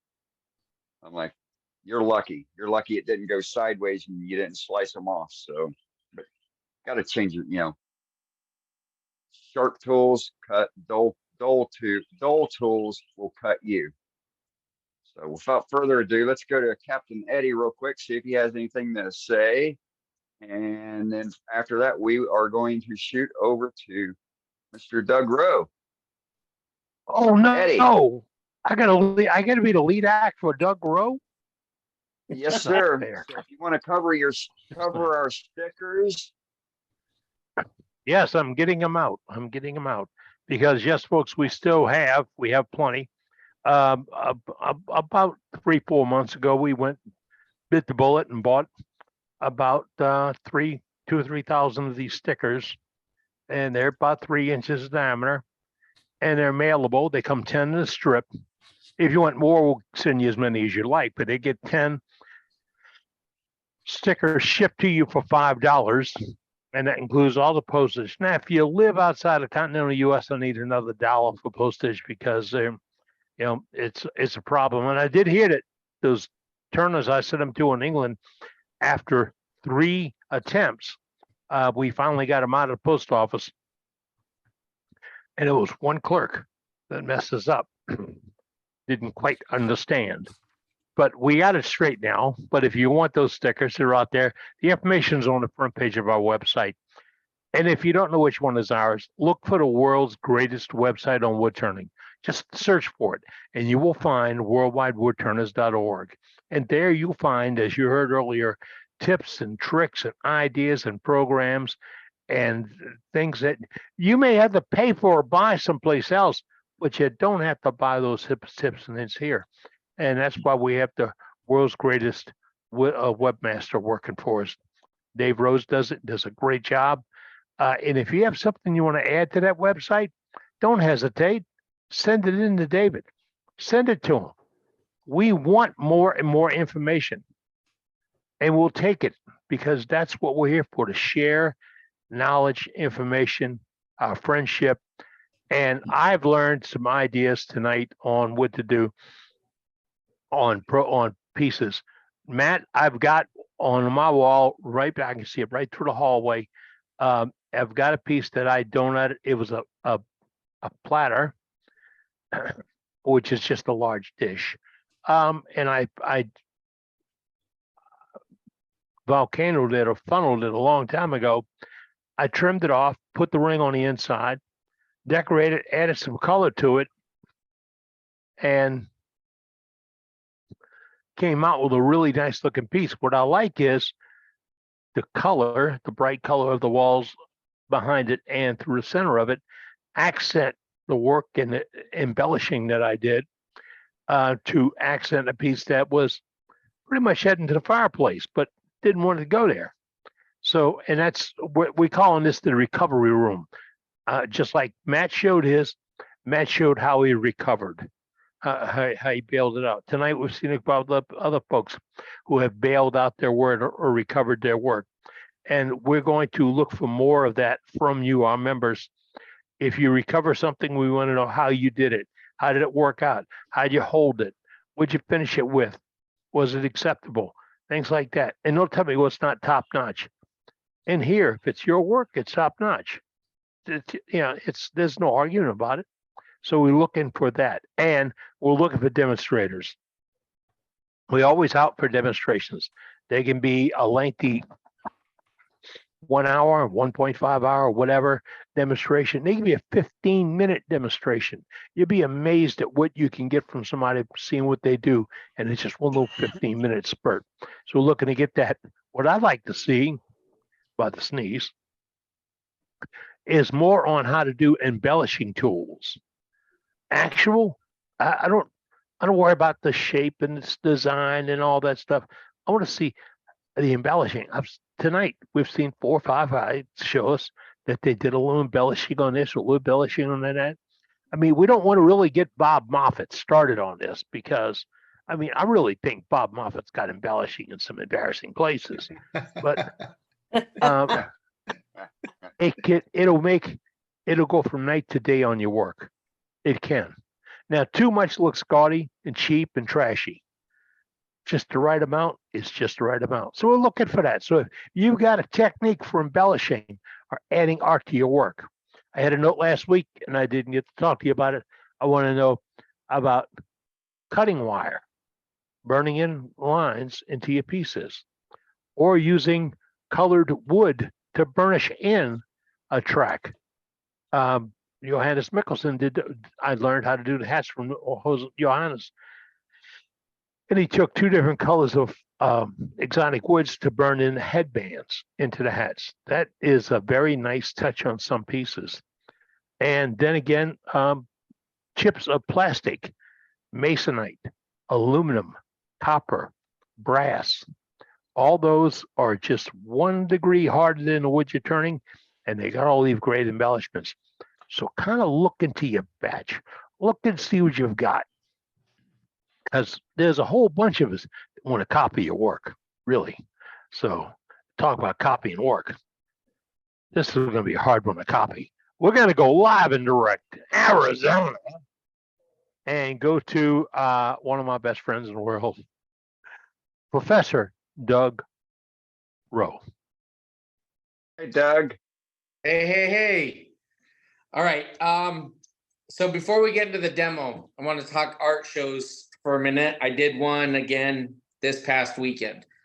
I don't know yet out of all my club if I made the most money. I definitely sold the most pieces. I went into it with the attitude I'm going to go there to have fun, wasn't trying to become a millionaire, and I didn't give away my pieces, but my pieces were priced relatively low. I still had some left over from the last time I'd done this same art show that didn't sell. And so I thought, well, if they didn't sell at that price, they're not going to sell at that price again. So I brought them down. Exactly. And I just had a lot of fun doing it that way. The crazy part was some of my uglier pieces, that's the nicest way I can put them. Some of them were just straight up hideous, let's be honest. They sold first. You just never know what people are going to buy. And I did have one walk up to me and she said, "You're selling that for only $10?" I said, "Well, that's all I'm asking. I will take more." But at any rate, with those art shows, man, you just never know what people are going to buy. So no matter how bad you think your piece looks, bring it. Somebody with money might love it. It happened to me this weekend. Okay, moving on to the demo. I had no idea that you guys were going to be talking bandsaws as much as you did tonight. So that's pretty cool. That kind of makes a nice segue into, well, what if you don't have a bandsaw, but you do own a chainsaw and you make your blanks, but then I can't make a perfectly round blank with just a chainsaw. You can nick off corners with a chainsaw, but it is actually possible to turn a piece with corners on it. It'll still eventually become round. So I thought we do have turners that are just getting in here. They're trying to get their arsenal of tools built up, and maybe you've got the lathe, but you don't have the bandsaw yet. So I'm going to take this chunk of walnut that has only been cut with a chainsaw. It has not seen a bandsaw at all. We are going to turn it with a faceplate to start. Now, I've chosen to put the faceplate on this side, which is then going to allow me to create just a regular basic shaped bowl. If I was to put the faceplate on this side, I could do the same thing, and then I could work a natural edge bolt into it. This bark is really loose. It is going to come off. This piece has been sealed with a mixture of wood glue and water painted onto it. It's probably been sitting for over a year now. So I have some pretty good checking on this side, which again, I could take it over to the bandsaw and slice it off. But for today, we're going to say, I don't own a chain or a bandsaw, and I'm not going to fire up the chainsaw for that little cut. So we'll just keep turning and see if it goes away, or we'll see if those cracks go all the way in. This side doesn't seem to really have any checking at all. The front side didn't crack on me. So as far as sealing your wood, your neighbor's got a tree that's been felled, or you went over there and you helped them cut it down, whatever, and you get the wood. Do you seal it? Do you don't seal it? I've done it both ways, and I really can't tell you that one way is better than the other. I've bought some of the more expensive sealers to seal my wood with. I can tell you from my experience, they did not work any better than just taking a bottle of Tight Bond or any other name, whatever brand wood glue, add water to it, thin it up, and paint it on with a brush. And it seems to do the exact same thing as all the expensive sealers. So that's sealing. All right, with that said, we're going to jump into it. This faceplate came with my chuck. This is a Record Power. The faceplate itself creates a mortise, so my jaws are just going to open right into it. Just saves me a little time, but it's no different than any other faceplate if it threaded onto the machine or whatever. So do I have any questions about anything so far? I don't think so, Doug. All right. With any luck, I'm hoping that when I take the faceplate off, I actually break one of the screw heads off. And the reason I'm hoping to do that is so then we can show how do we get out of that mess when that happens. And even if I don't get one to break off, I might just stick a screw back in there just to show you guys how we work through that mess. There's a few different ways to do it. Maybe we'll put a couple of different screws in there tonight and show some different ways to get one out when they do break off. Uh-oh, I lost my spotlight. We're looking at my wife's crush, Martin. I mean, that guy over there in England. He's not answering. He's calling me. Send a voice. It's on my screen, Doug. Don't worry about it. There we go. I sent him the voicemail. Okay. All right. So we are on the lathe now. Is that a decent angle for you all? Yeah. Good. All right. I am Very going to nice. stock up. Do I need a tailstock for this size piece? Probably not. Am I going to use a tailstock? Yep, I am. Yep. Because I got rather have the additional safety. Again, this is loose bark, so I am anticipating it coming off. Could I take the time with a chisel and just bang it and peel it all off? I can, but it's going to fly off, and it's going to probably be faster doing it this way than sitting there peeling it all off. But maybe you're turning in your garage where there's a car there and you don't want flying pieces of bark, and you want to strip it before you put it on the lathe. Otherwise, it's going to go, direct. Just stay out of the way. It's Doug, black what kind of wood? What kind of wood did you say it was?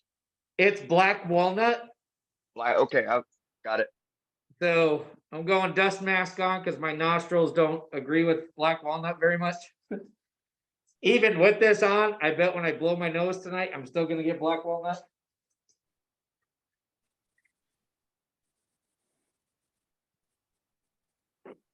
And I'm going to start off with my 5/8 bull gouge. And you're going to see that even though this isn't round, we're just going to work these corners around. We're going to create it. We can go tenon or mortise. We'll decide that when we get there. But the whole idea here is just we're going to remove the bark and we're going to start curving these corners up. We do not have to have a perfectly round blank in order to get a bolt.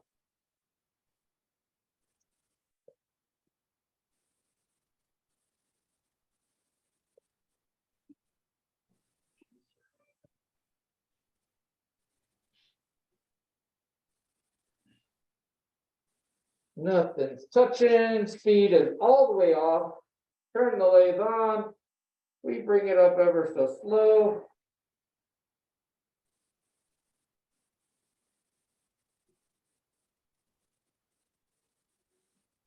Right around there sounds good. Now I'm lucky enough, I have a switch on both sides of my lathe, so I like to turn it off, come over here, turn that one back on, and then turn it back on from this side. Let's see if we can make some bark fly.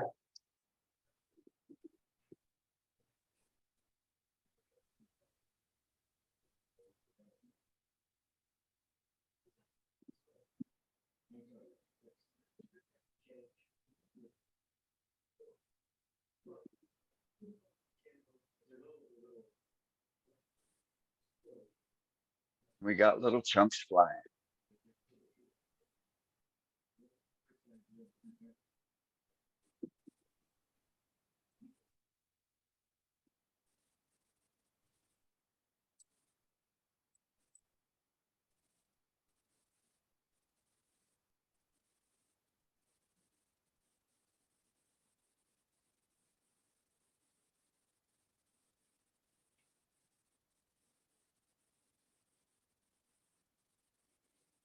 And we're just roughing right now, so we're not trying to make anything pretty, no pretty cuts. But we have something kind of flat here to work with now. So I'm gonna bring the tool stock, the tail. The tail. Tool rest, how about that? Tool rest up a little closer. Let me bring it around on this side so you can see what I'm talking about. There we go. So we're just gonna start working this corner right in here. And I think if I set you all, you know what? Hold on. I'm gonna do this. I'm gonna bring you all this way. And where did the turn the camera around thingamabobber go? Right there. There we go. Now it's easier for me to see what you're seeing.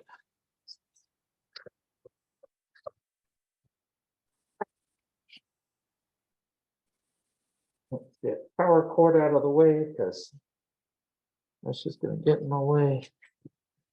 I want you guys to see how I'm gonna turn the brake there. And I do it without putting my shoulder in front of me. Can you guys see that all right? You see the chisel? Yeah, but you're probably gonna cut into it as you're making your rotation. I'm gonna wind up being in front of you, huh? Yeah. Let me see if I can make you taller. Yeah, make it taller and then put it on the other, on the Yeah. north side of your tool rest.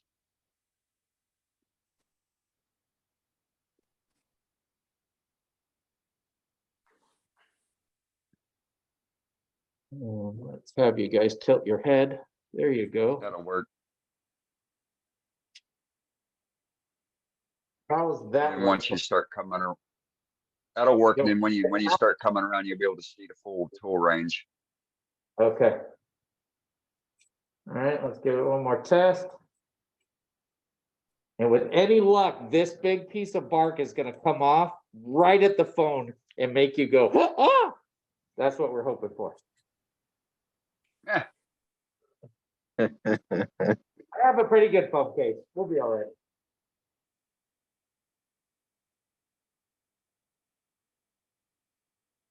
I'm gonna do one more thing right quick.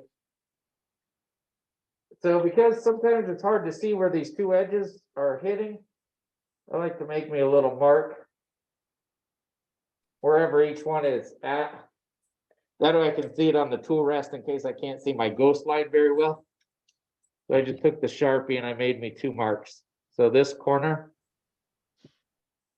and that corner. That's a good idea. I do that as well.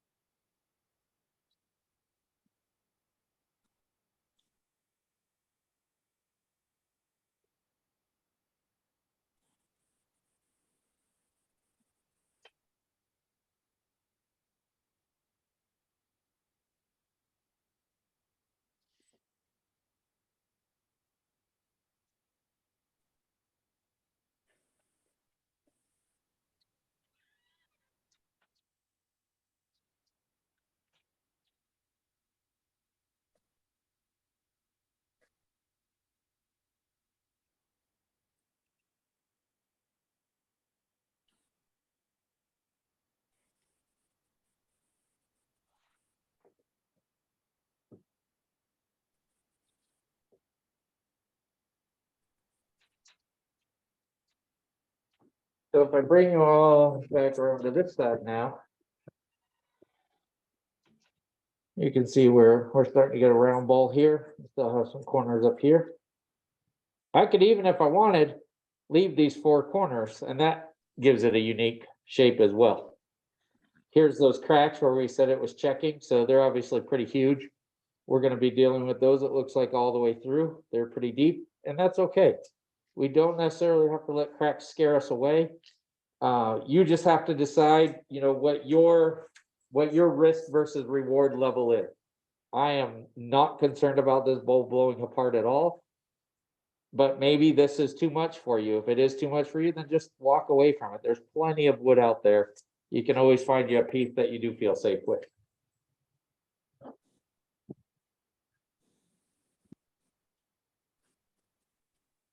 Now I'm going to make a quick adjustment to the tool rest,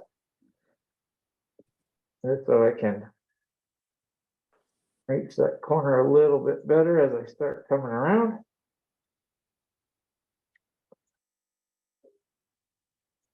We're going to test. And I can do the same thing. I can say that corner is right about there, and that corner is right about there. Those are about the same, close enough. So everything that I'm going to be turning is going to be somewhere between those two marks.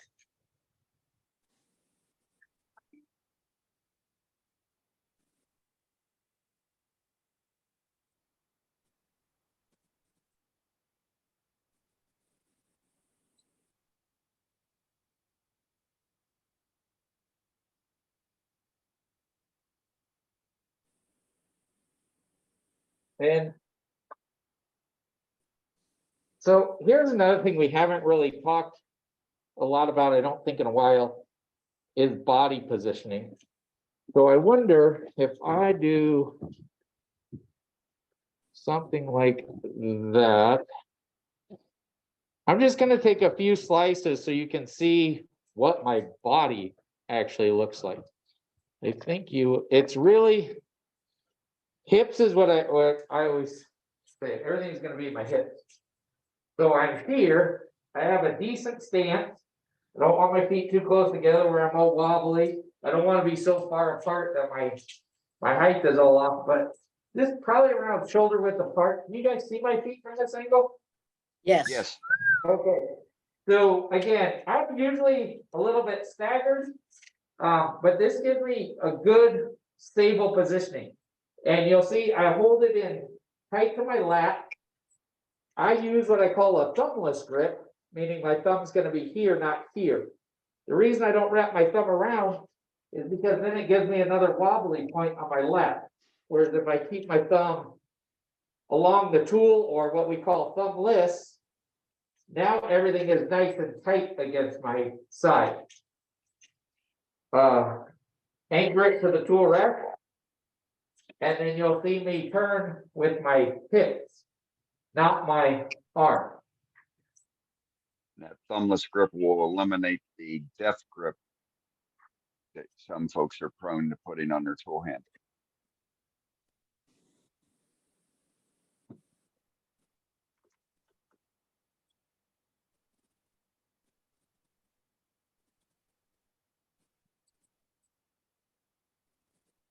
And because I am expecting bark to eventually come flying off, well, I make sure my head is over to this side, if that makes sense. I'm not gonna stand here when I know bark's coming off.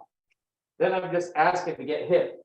Shield or no shield, I don't want to purposely make myself get hit in the face. If I take one to the face with the shield on, I'm probably gonna be okay.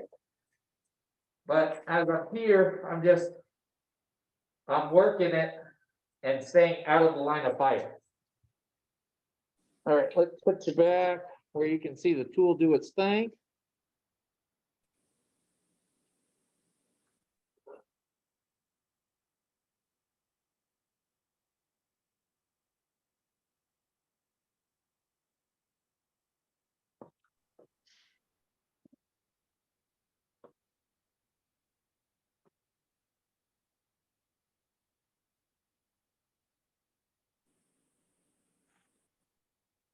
I think a few of us have mentioned this before. When I put my tool and I'm about to make contact with the wood or resin or bowling ball or whatever I happen to have on here, my eyes are here pretty much up until the point I make contact.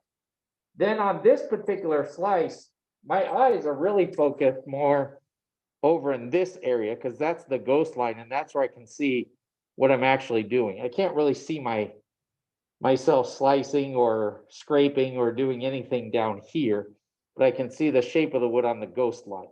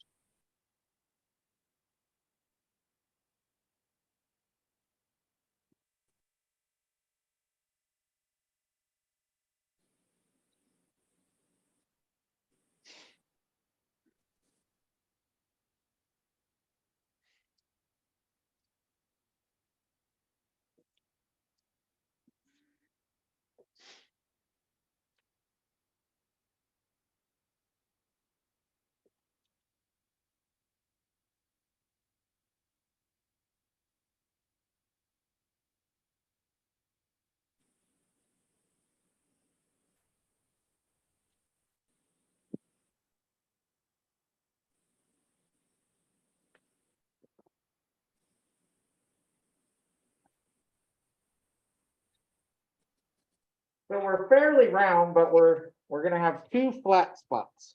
So 1 and 2. So as we keep going, we're gonna see these flat spots get smaller and smaller and smaller. My air compressor just kicked on, so if you guys say Can't hear it. I can hear you. All good. We can't hear it. So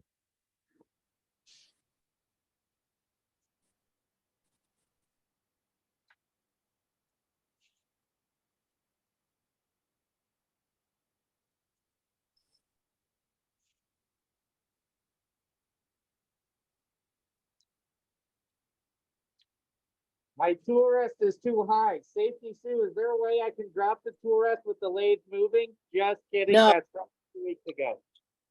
No.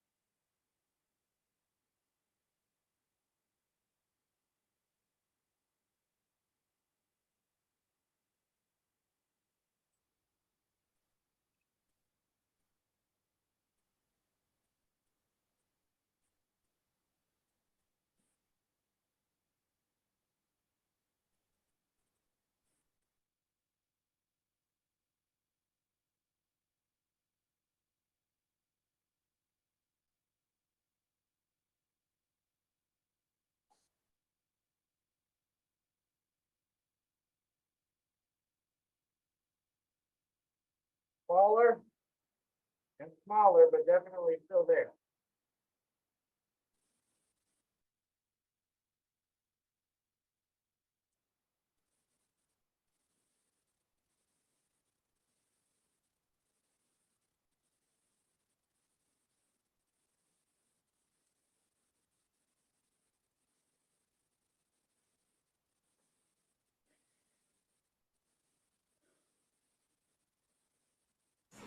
That is some dry wood you got there. Yeah, it's a lot of the bark was making all that dust. A little smaller, that one's almost gone.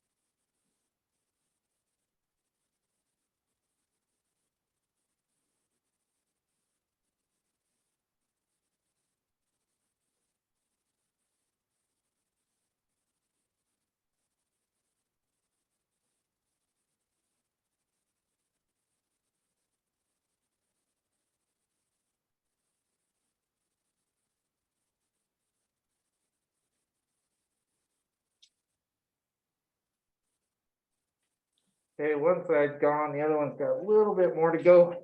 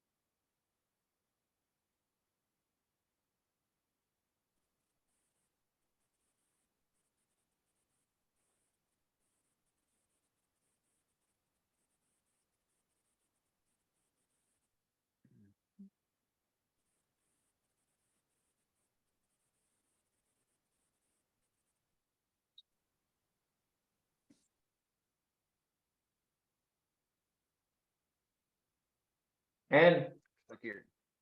there we have it. Cracks So turning no out. bandsaw, square corners are all gone. You don't have to have a bandsaw in order to turn a bolt. Is your cracks turning out? We may just be finding more. So there's some big ones. Yeah, there's some big ones. It's got lots of them in there, so. Okay, so Not now, structural. yeah, it's still structural. So next question we have to answer. Do we turn a tenon or do we turn a mortise? People are gonna tell you whichever one they prefer. I can't tell you from my experience whether one is better than the other. I've used both. I was doing a live demo at the art show this weekend with a piece of cedar, a red cedar, and my tenon snapped and the audience got to see something cool. I almost caught it, which would have been super cool, but I didn't. I mean, first thing, get out of the way, and I did, and I was like, oh, I can catch that, but I missed it. And but then I got to show everybody where the tenon failed, and the audience thought that was pretty cool. And then they went to my booth and bought stuff. So it all worked out. But tenon versus mortise. Either the jaws are going to expand and hold your piece on, or the jaws are going to crush it and keep the piece on. I have found, again, this is just my personal experience. I am not telling you it's the only way to do it. With green wood, I have found that I do prefer a mortise because with the green wood, the tenon seems to shrink pretty fast with all the spinning and the heat, and it's sucking the moisture out, and then it'll get wobbly in my chuck faster. But that just means you just check your chuck more often. You should be checking your chuck anyway, regardless whether it's dry wood or wet wood. But we'll pause for a minute and see if anybody has any questions so far. Nothing in chat, Doug. Okay. So then what do you guys want to go with? Let's take some input from the audience. You guys want to see a mortise or do you want to see a tenon? Let's go with a tenon since you've got several cracks already. So Okay. structurally. So this is all bark right here, and I never want to rely on bark for a tenon. Nope. So we're gonna turn Or this recess. away. Right. Well, we'll turn this away. We'll bring the bottom of the bowl around a few passes, and we'll create ourselves a tenon. You also want to make sure that you take away the bark on the bottom so you don't bottom out in the chuck also. Oh, excellent point. Yeah, and when we make the tenon, let's bring that back up, Matt, just in case I forget. Let's explain what we're talking about, not bottoming out. But I'll try to remember if you do. All right. But at any rate, I've gotten pretty decent at sizing up my tenons by eye. And I think I might have learned this from you, Dave, but working off of the tailstock here, and this is just a little bit smaller than the size I want my tenon. I want to be just barely bigger than that. And then I seem to get a pretty good grip with my jaws. With the jaws, of course, we don't want them touching because then there's almost certainly going to be slop in there and the tenon's going to be moving around. But we don't want them so far apart that they're not really gripping anything. So we're looking for pretty close fit with those jaws. So I'll move you guys to that side because you'll be able to see me make those passes better, I think, from this angle. Something like that. Yeah, so your live center, the standard live centers are approximately 1 11/16, and your standard number 2 school pencil is approximately 1/4 of an inch. And so on that rotation, that adds a 1/2 inch. So it puts you just over 2 1/8 inch for a perfect tenon for your standard 2-inch jaws. So what I'm going to do right now is I'm going to go ahead and I'm going to work this angle around just a little bit better because it's still pretty sharp. We're going to get a nice round angle here. We'll take the tailstock away. We'll get rid of all this garbage, and then we'll start forming an actual tenon.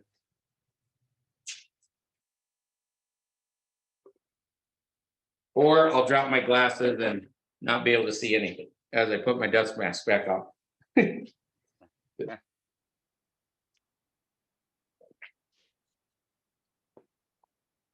All right, we're almost there, we're almost there. But we're not gonna rush, because when we rush, that's when we make dumb mistakes. Amen. And they're even dumber on a demo. Right? Without fail.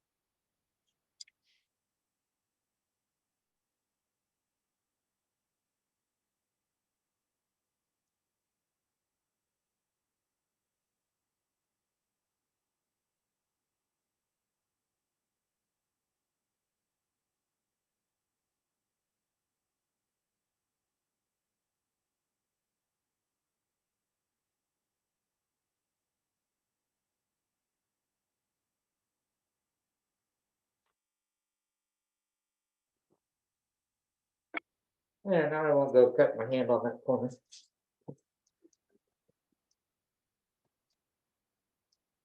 We will remove the elbow buster 5000.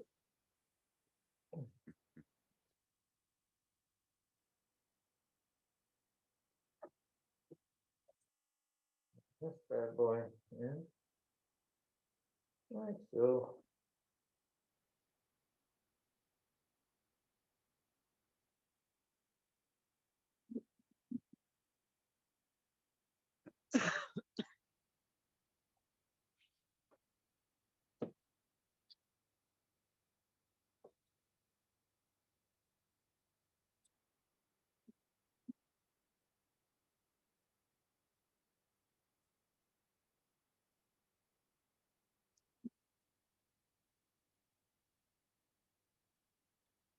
Okay, now we're dealing with actual wood.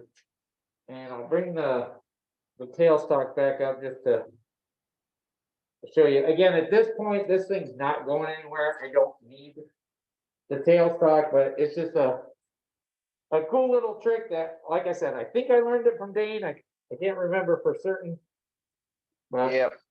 I like it. Give myself some room here.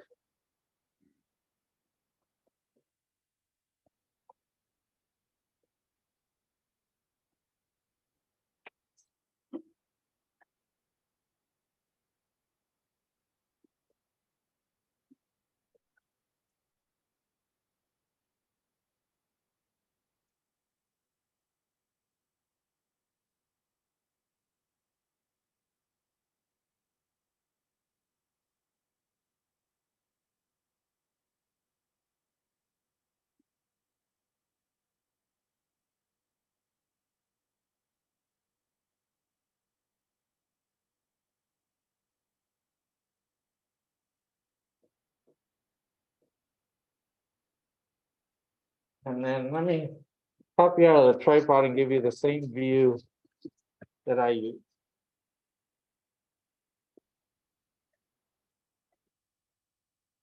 So I'm only tended just to be just a little bit larger than that bad boy. Might have even gone just a tad smaller than I wanted to, but I'm not too small. Those jaws are gonna fit nice and tight around that 10-inch.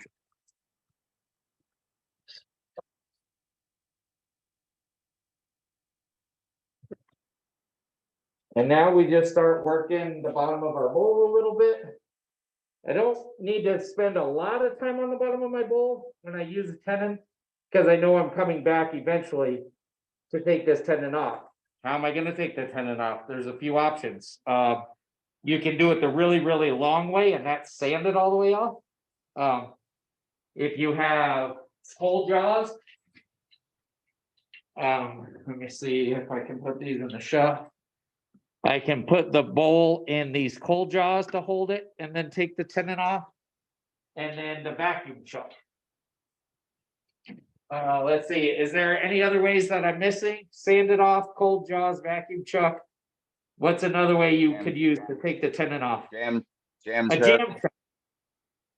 Yeah, so there's a lot of different ways to get this bad boy off. Or when we flip it around, I could still part it off and then slice it off that way.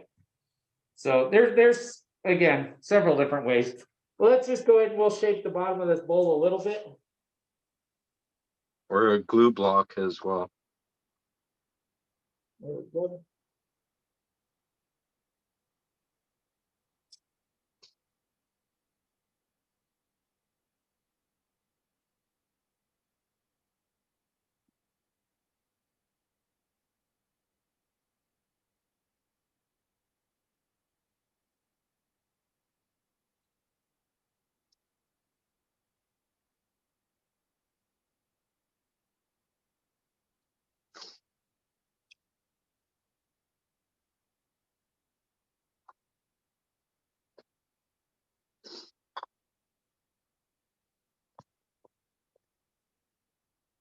Okay, and that bowl should set flat.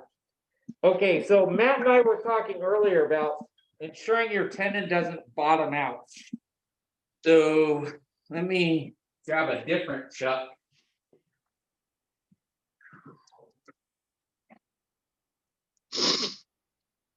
Where do I have another chuck right there?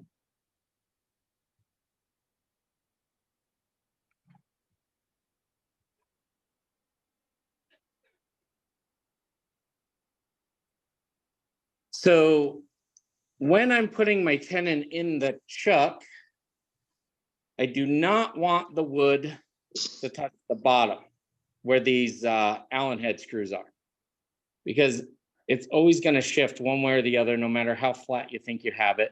One side's going to hit the other, and then it's not going to sit in your chuck evenly. So before it bottoms out, you find that point in there and then squeeze your jaws together. Is that making sense? Yes. Okay. And the wife just walked in. Everybody say hi, Steph. Hey, Steph, how are you? Hi, There Steph. she is. You got Hi, the Steph. stuff. Howdy. It's just the entire world. This is worldwide woodturners tonight. Tell her it'll be published and she'll live in perpetuity now. Yeah, you'll be on YouTube in a week. Love ya.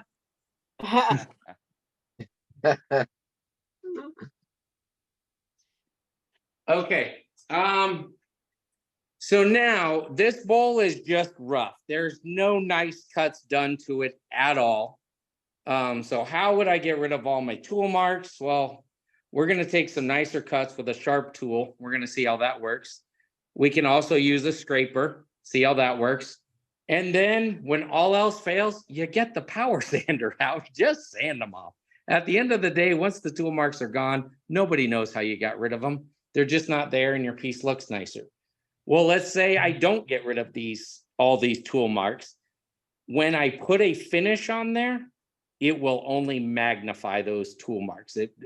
You will not cover them up. I don't care how many layers of clear lacquer you put on there. It's just going to magnify them. And it won't look like a feature. No, unfortunately not with tool marks. They just don't. Not a good feature. Yeah. So I'm going to put you back on this side so you can see. And what we can do is I'll use the first kind of cut that comes to my mind. And then if you guys have any that you want to recommend or just have me demonstrate, throw it on there. Hopefully we call it the same thing. If we call it something different, you might have to explain it to me, but I'll probably know what you're talking about. Well, hopefully you get it the first Hey, time, Doug. then we don't have to do it. Yeah, that's true. Yeah.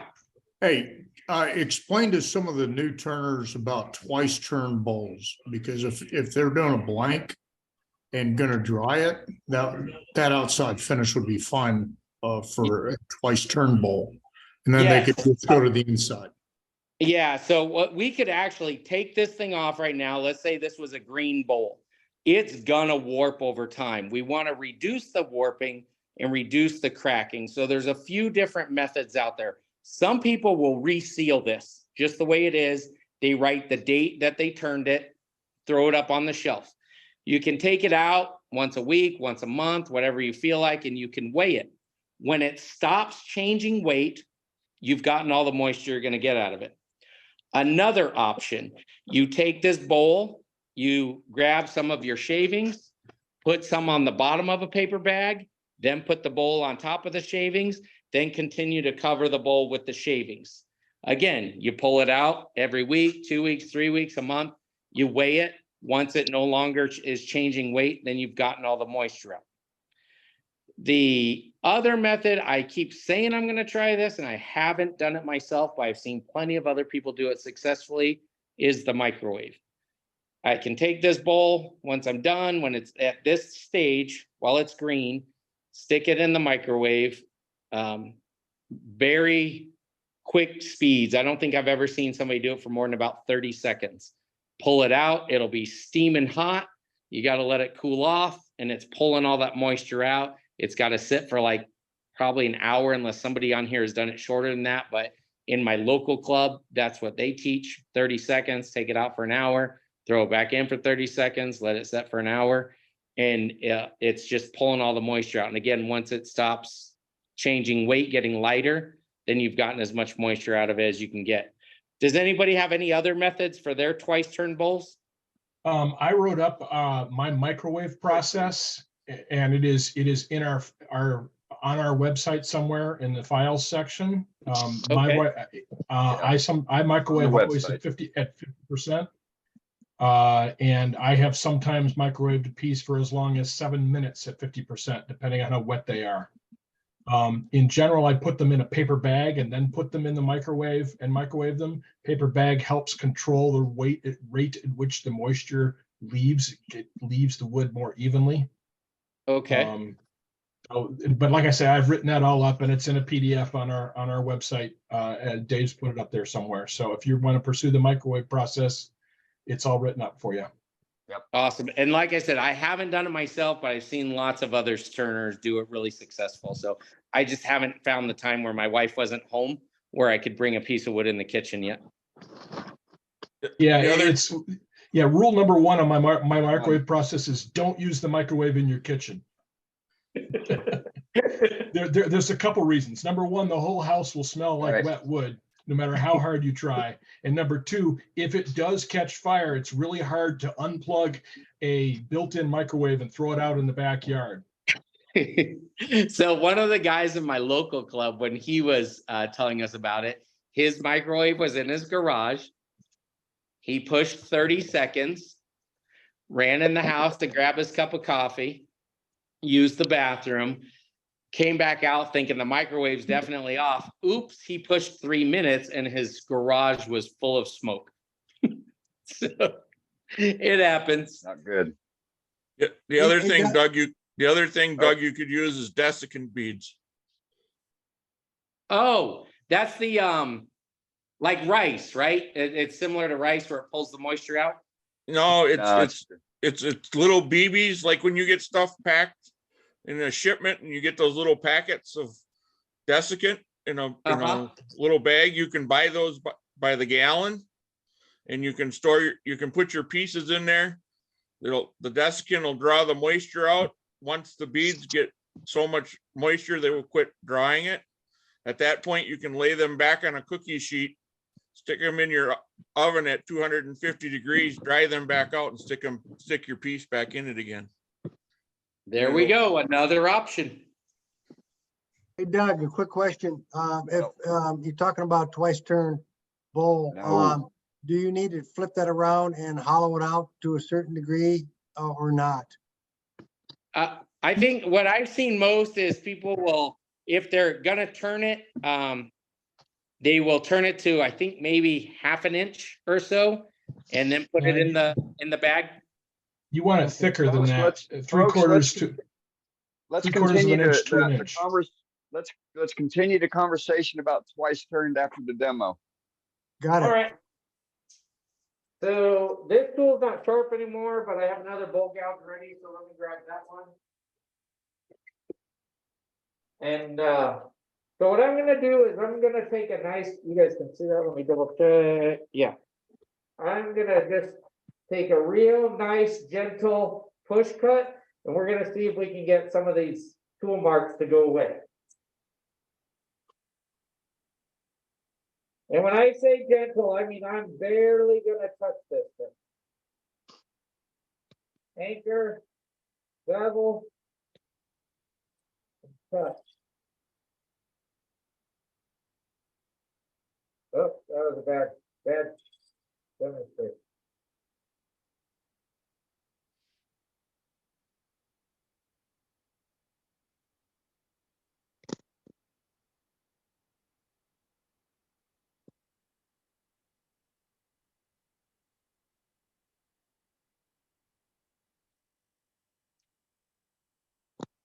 And now we're getting shavings instead of sawdust like we were earlier. And this is really smooth. This is really rough up here where I sliced it. Let me bring it closer and see if you can see the difference. Just to slide a little bit. So you can see a pretty distinct tool mark right here. Yep. That's kind of cheating because that's where I stopped my cut. So it's really more than the tool mark. That's more like a lip, if you will. But in this section here, you can see is a lot smoother than say that section where I haven't sliced it, where I was more scraping this bowl rough, if you will. Now I'm taking a nice slice.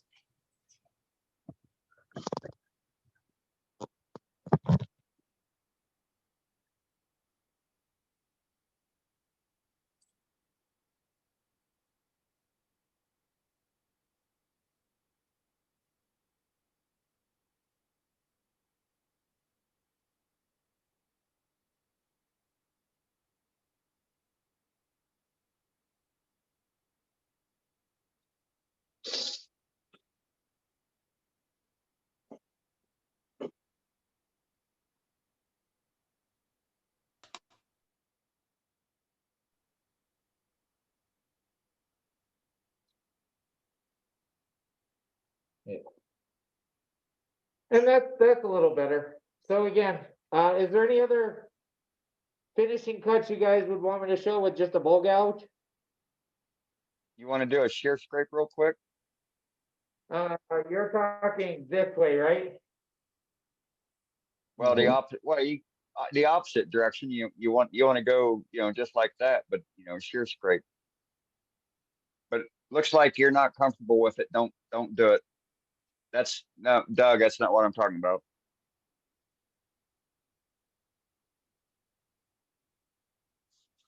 What's this?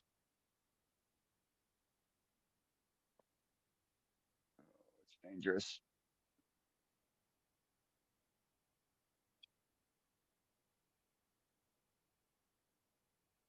Okay.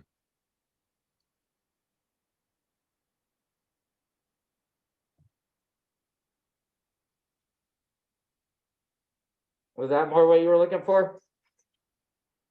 Well, that's close, but that's not exactly what I was aiming for. So don't worry about it.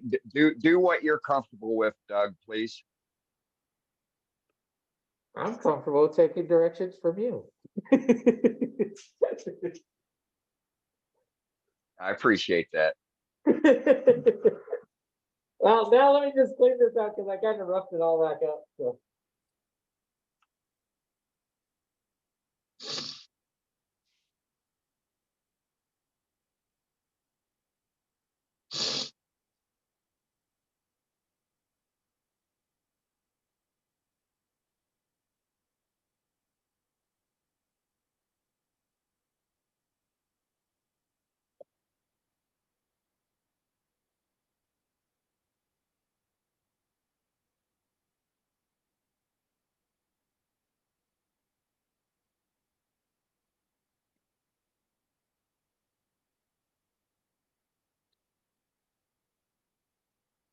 Okay. So now we'll let's put this bad boy around and see what we got going on.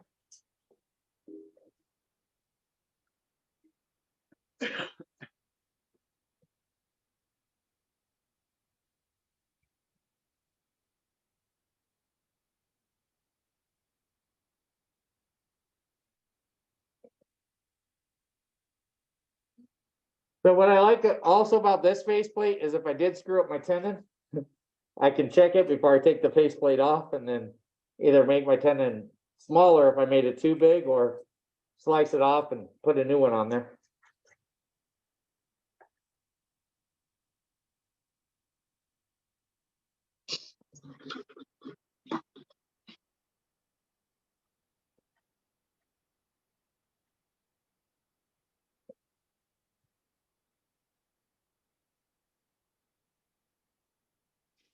Weren't you gonna show them what you meant by bottoming out? No, Charlie, come on now.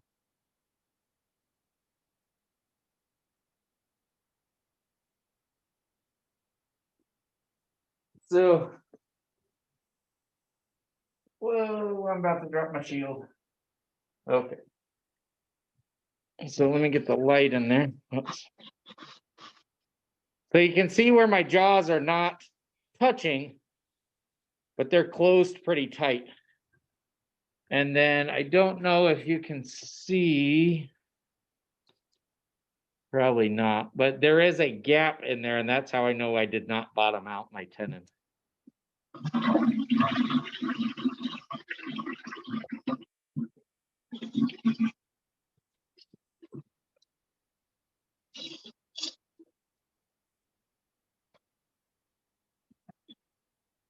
All right, let me get that faceplate off. And let's see if we can break a screw head or two off.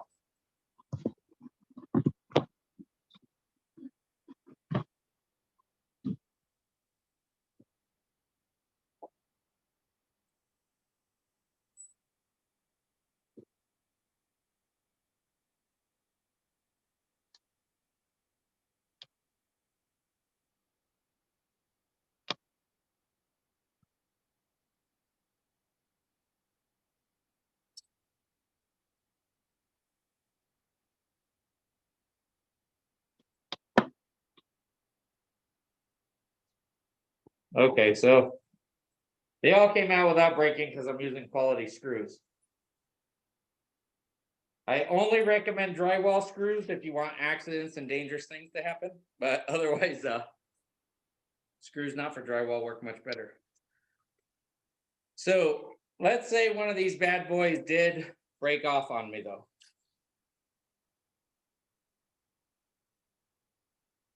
The method that I have found to work the best for me is I will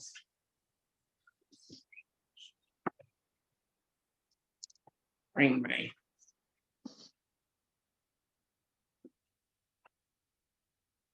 tool rest up here. Like so. And I'll take my Sharpie and I'll put it on one side of it. And then I'll go to the inside of it.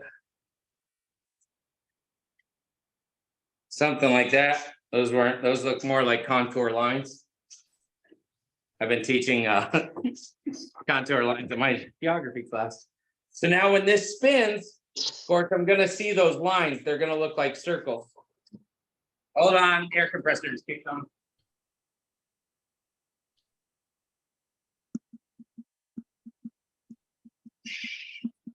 All right, I shut it off so we don't have to wait. And so what I like to do in this situation is then I will follow each of those lines with the parting tool. This is all going to go away anyway because we're making a bowl. And I get as close to this screw as I can on either side of it. Remember, there's no head on it because it broke off. And then I can usually grab it with a pair of vice grips, give it a wiggle back and forth, and it'll pop out. That way I'm not hitting it with my tools. Who has some other methods to get those out? Use a plug cutter, Doug, instead of doing what you're doing. That's pretty dangerous. Say that again, use a what? Plug cutter. Use a plug cutter. I don't know what a plug cutter is. Yeah, you do, because I showed you some last time I did a demo making jewelry. It's what I used to make the small earring pieces. It's what they use to cover screws with when you do flat work. Plug cutter. Well, I'll have to Google it and then I'll go, oh yeah, that's what he's talking about. So it cuts little round plugs is what it does. Doug. Oh, and you're gonna go over it and cut around it that way. Exactly, and then you just snap it off and pull it out. Yeah, there you go. So there's another method. Any other ones? Hey, Doug, I have a question about those screws you're using. Yeah. Doesn't the faceplate that you put on, isn't it countersunk? This one is, so I can use regular heads on there. Well, if you and use the countersink regular them. heads, it holds the screw in place. It holds the plate in place. If you use the screws you're using on the outside, there's a chance that that could move. You would be correct, except for I retapped these ones with these screws, so they fit in mine really well. And that way I don't have to use a Phillips head or a hex head or a star head. Oh, okay. And I can use these ones. But yes, these screws did not originally fit in this faceplate. So these ones do fit in there really, really tight. Okay. I was just Talking about screws, do not use deck screws along with the drywall screws. Do not use those screws at all. Yeah, they're just too brittle. They're gonna snap on you. All right, so at this point, it's just hogging out a bowl, which I guess there's probably several different ways to do that, but I don't even know. For what? 6:14. Do you guys want to watch a bull get hogged out, or do you want to move on to something else? Well, you wanna do can you do a little bit of hollowing and then talk about, the process of going down the bowl, incrementally. That way you prevent the flex on the walls. Sure.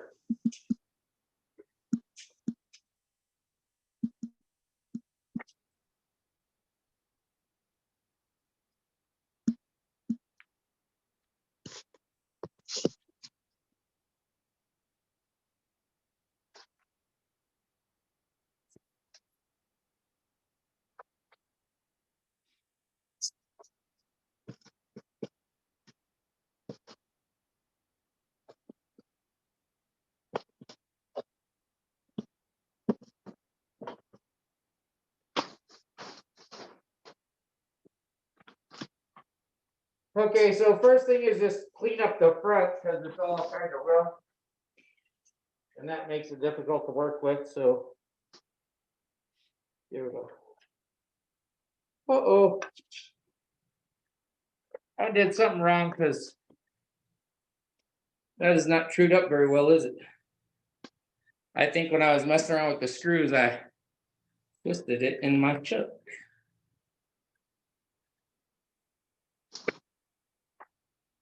I most certainly did. It could have been off center turning. My black Who needs walnut. Who needs Duxbury jig for that?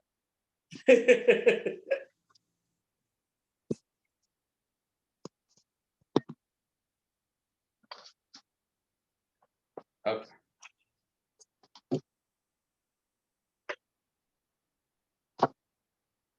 Let me get my face dressed again.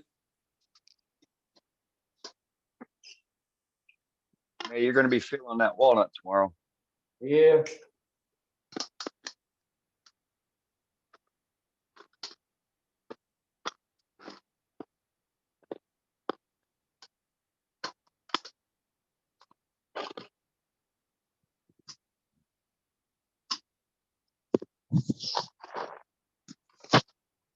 So he's just dressing the face right now, making it flat.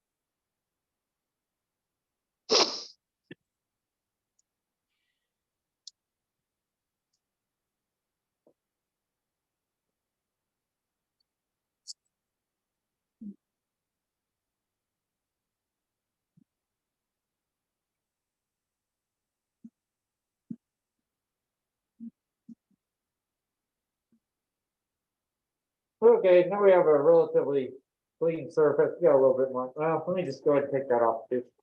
Hey, Doug, Yeah. before you get started, you wanna talk about tailstock security on your vessel? Say it one more time. You wanna bring up your tailstock? We can, sure.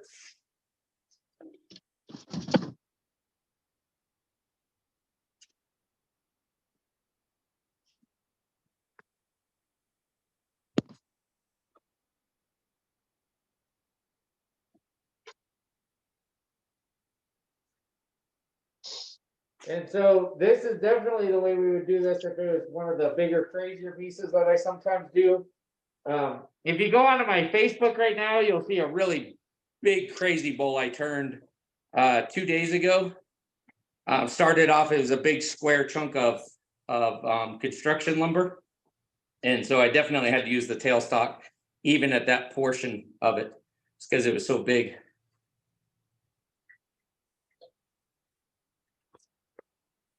Yeah, I think I saw that. Yeah, it was a monstrosity you had going on there. It really was. I'm giving that away tomorrow, actually.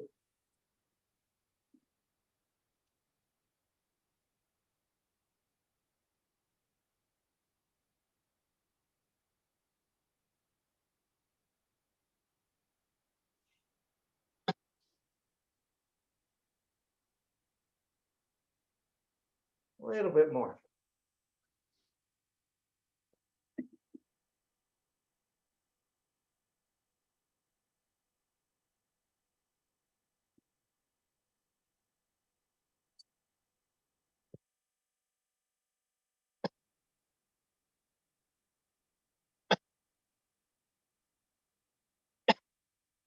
There we go. Now we have a clean surface. So, but this corner right here is pretty sharp, so I'll just round that off just in case the side of my hand does touch it.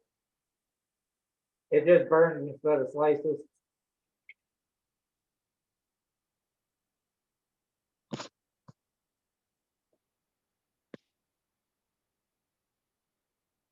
Okay.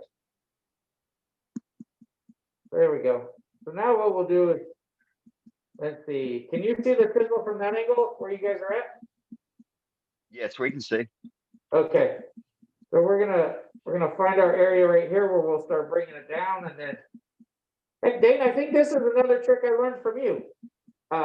Leaving my cone in there as long as I can while I bring this section down and then bring it down to get it out of the way and bring it down, bring it down. So yes, sir. let's give it a go. Again, I'm not gonna be nice about the cuts right now because this is not my final cut. I'm just trying to get things done. So these are not gonna be real. Stock removal.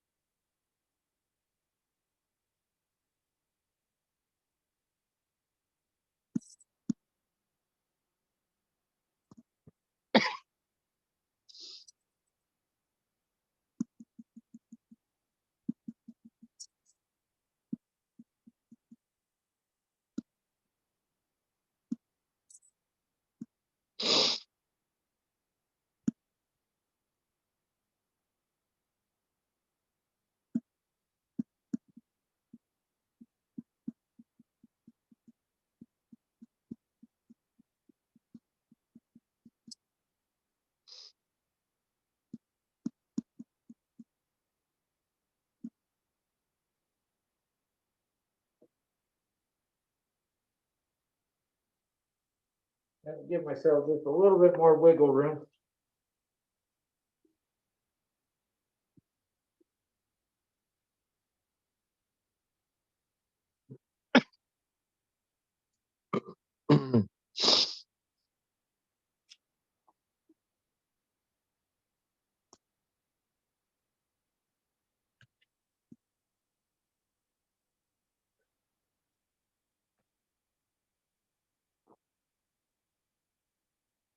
Yeah, that's about as far as I'm gonna get with the tail stuck up there.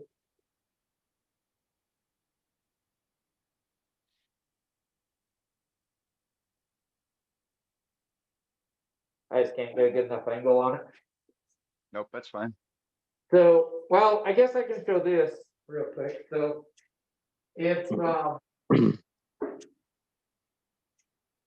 lot of us have the carbide cutters.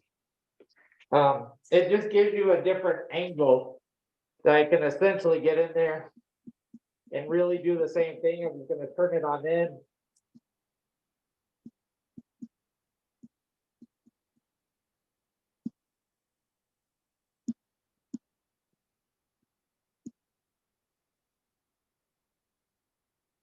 And when I turn it on end like that, I can actually get a slice and not just a scrape off of it.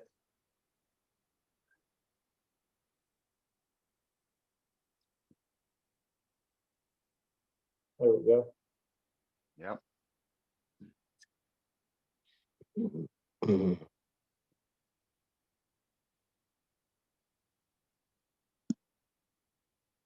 And so the purpose of leaving the center mass in on the bowl when you're turning one is to keep all those wood fibers deep down inside all together, and you work yourself incrementally down the walls of the bowl to the final thickness dimension, to a final finish, and then you don't touch that wall ever again. And then you clear off a little bit more room within the bowl being excavated, work that down another inch, inch and a quarter, cut out a little bit more towards the center to give yourself room to work. Eventually, you do have to bring the tailstock out of the way to give yourself room, but that will prevent the outside walls from flexing, because once all that material is removed, there is going to be resonation when you're not even cut, just with the bowl going around in a circle. It's gonna want to go oval in shape, and you're not going to get a fine cut. And it doesn't matter if you're using high speed steel, bowl gouge, scraper, negative rake, carbide, any type of tool. You go back up there and touch that again, you're going to get tool marks galore. You're going to get bruising, and you're going to get tear out, and you're going to be sanding forever, starting at 60 grit, according to a lot of posts that I have seen over the years. So that's the purpose of leaving that center mass in and only working incrementally down. And it doesn't matter if it's green or if it's dry wood. Go ahead, Doug.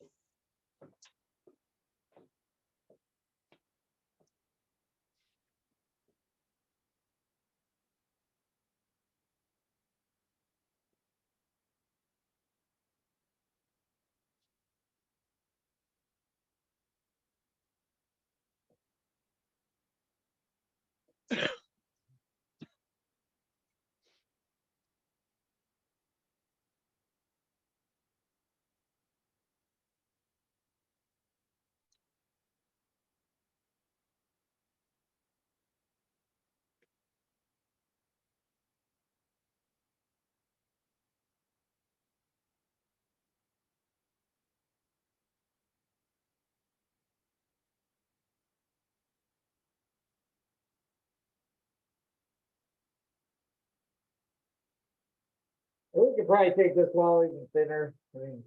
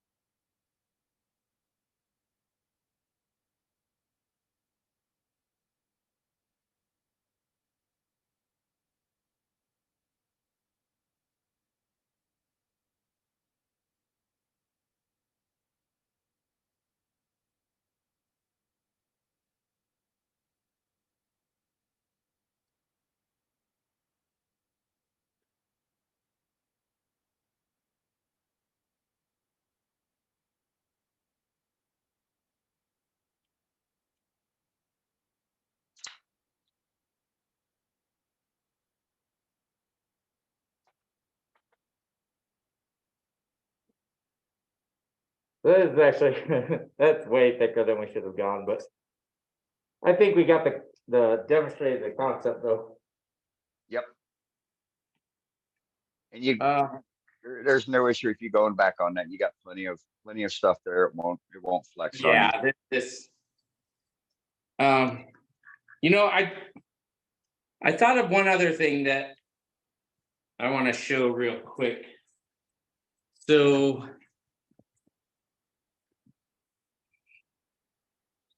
with these big cracks like this, so of course there's always the go-to CA glue and wood shavings. If you want to spend the money, resin is a nice way to fill these in and you can get a really pretty look. But a lot of times when they're this big, something that I started doing is I'll actually use regular wood glue. And I like this just because it's really cheap at like Dollar General. But it's just wood glue. And instead of wasting all my expensive CA glue in these big ones, I'll actually fill a lot of this in with wood glue first. And then do the same thing, put the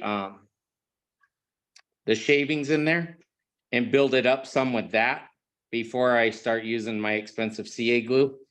And it saves me a little bit of money. And then the other thing is some of the bowls, like the one I was turning, if you go back to my Facebook, you'll see me do it. I was just getting a lot of tear out. And again, it was construction lumber. And I'll put the CA glue on the tear out when I'm sanding. And then while you're sanding, the wet glue stays in the hole and it grabs the sawdust, if you will. And you can a lot of times clean up that hard tear out that's hard to get rid of. So just another little trick there. But any other questions about anything tonight? No, I don't think so, Doug. All righty. It was some back to the basic stuff tonight, I guess. Nothing crazy and exciting like bowling balls and colored pencils, but. Hey, Doug, I have a question. Sure. When you sealed your bowl blanks, I noticed that you painted the end grain and you also painted the face grain. I did. I never paint the face grain. I don't know. And you don't have to. Some of them I have. It honestly, it might have been where the glue spilled over. I don't know, but you're right. Oh, okay. The end grain is the important part. Right. And again, you're just trying to slow the moisture coming out of Right. it. It's when the moisture comes out real fast and uneven. That's when we're You get cracks. supposed to get more cracks. Yeah. Okay. And I've sealed wood and not got cracks. I've not sealed wood and not got cracks. I've sealed wood and got cracks. Yeah, So, me too. yeah, it's just a gamble, and you'll play around with it and find whatever works for you. I guess I can show you guys the big bowl I'm talking about that I made last night. But there it is. It's pretty huge. Where's my? Let me grab the measuring stick.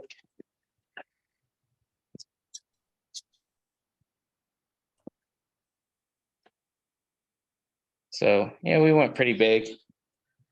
And then, well, let's see if I can get that pretty close to the fattest part.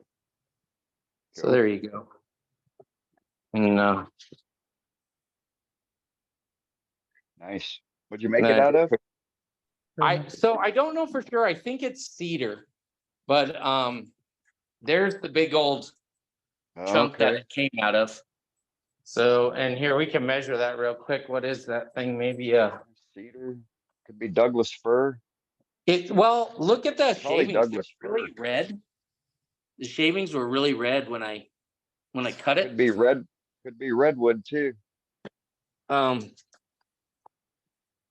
here we go. This bad boy was a little over, yeah, we'll call it 11 1/4. And then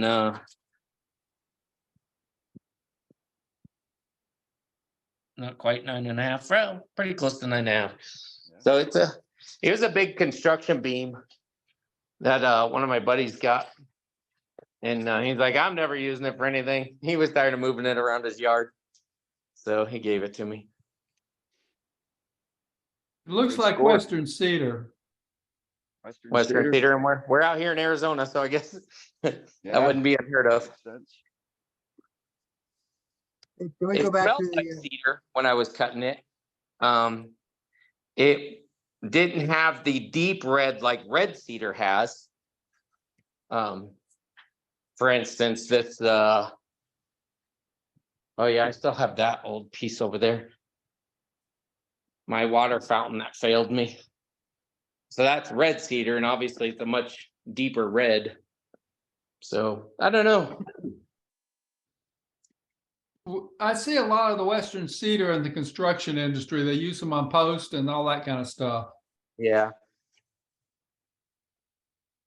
And it's not like the red cedar, totally different. Okay. Right. Not prone to cracking. It tears out pretty bad too. Here's the yeah, I did have a lot of tear out on that. Here's the this is what I was demoing on Saturday. And oops, tendon snaps. Oh yeah.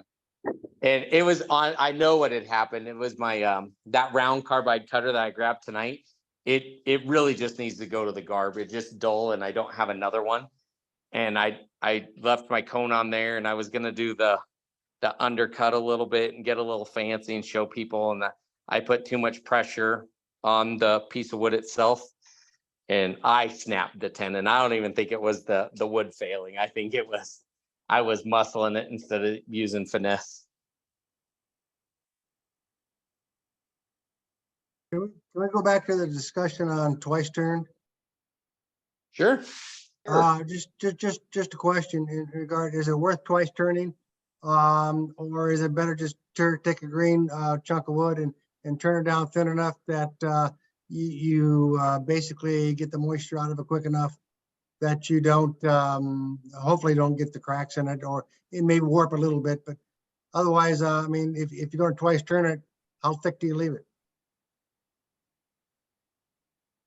What was the question? Well, earlier we talked about twice turning. Yeah, yeah, right.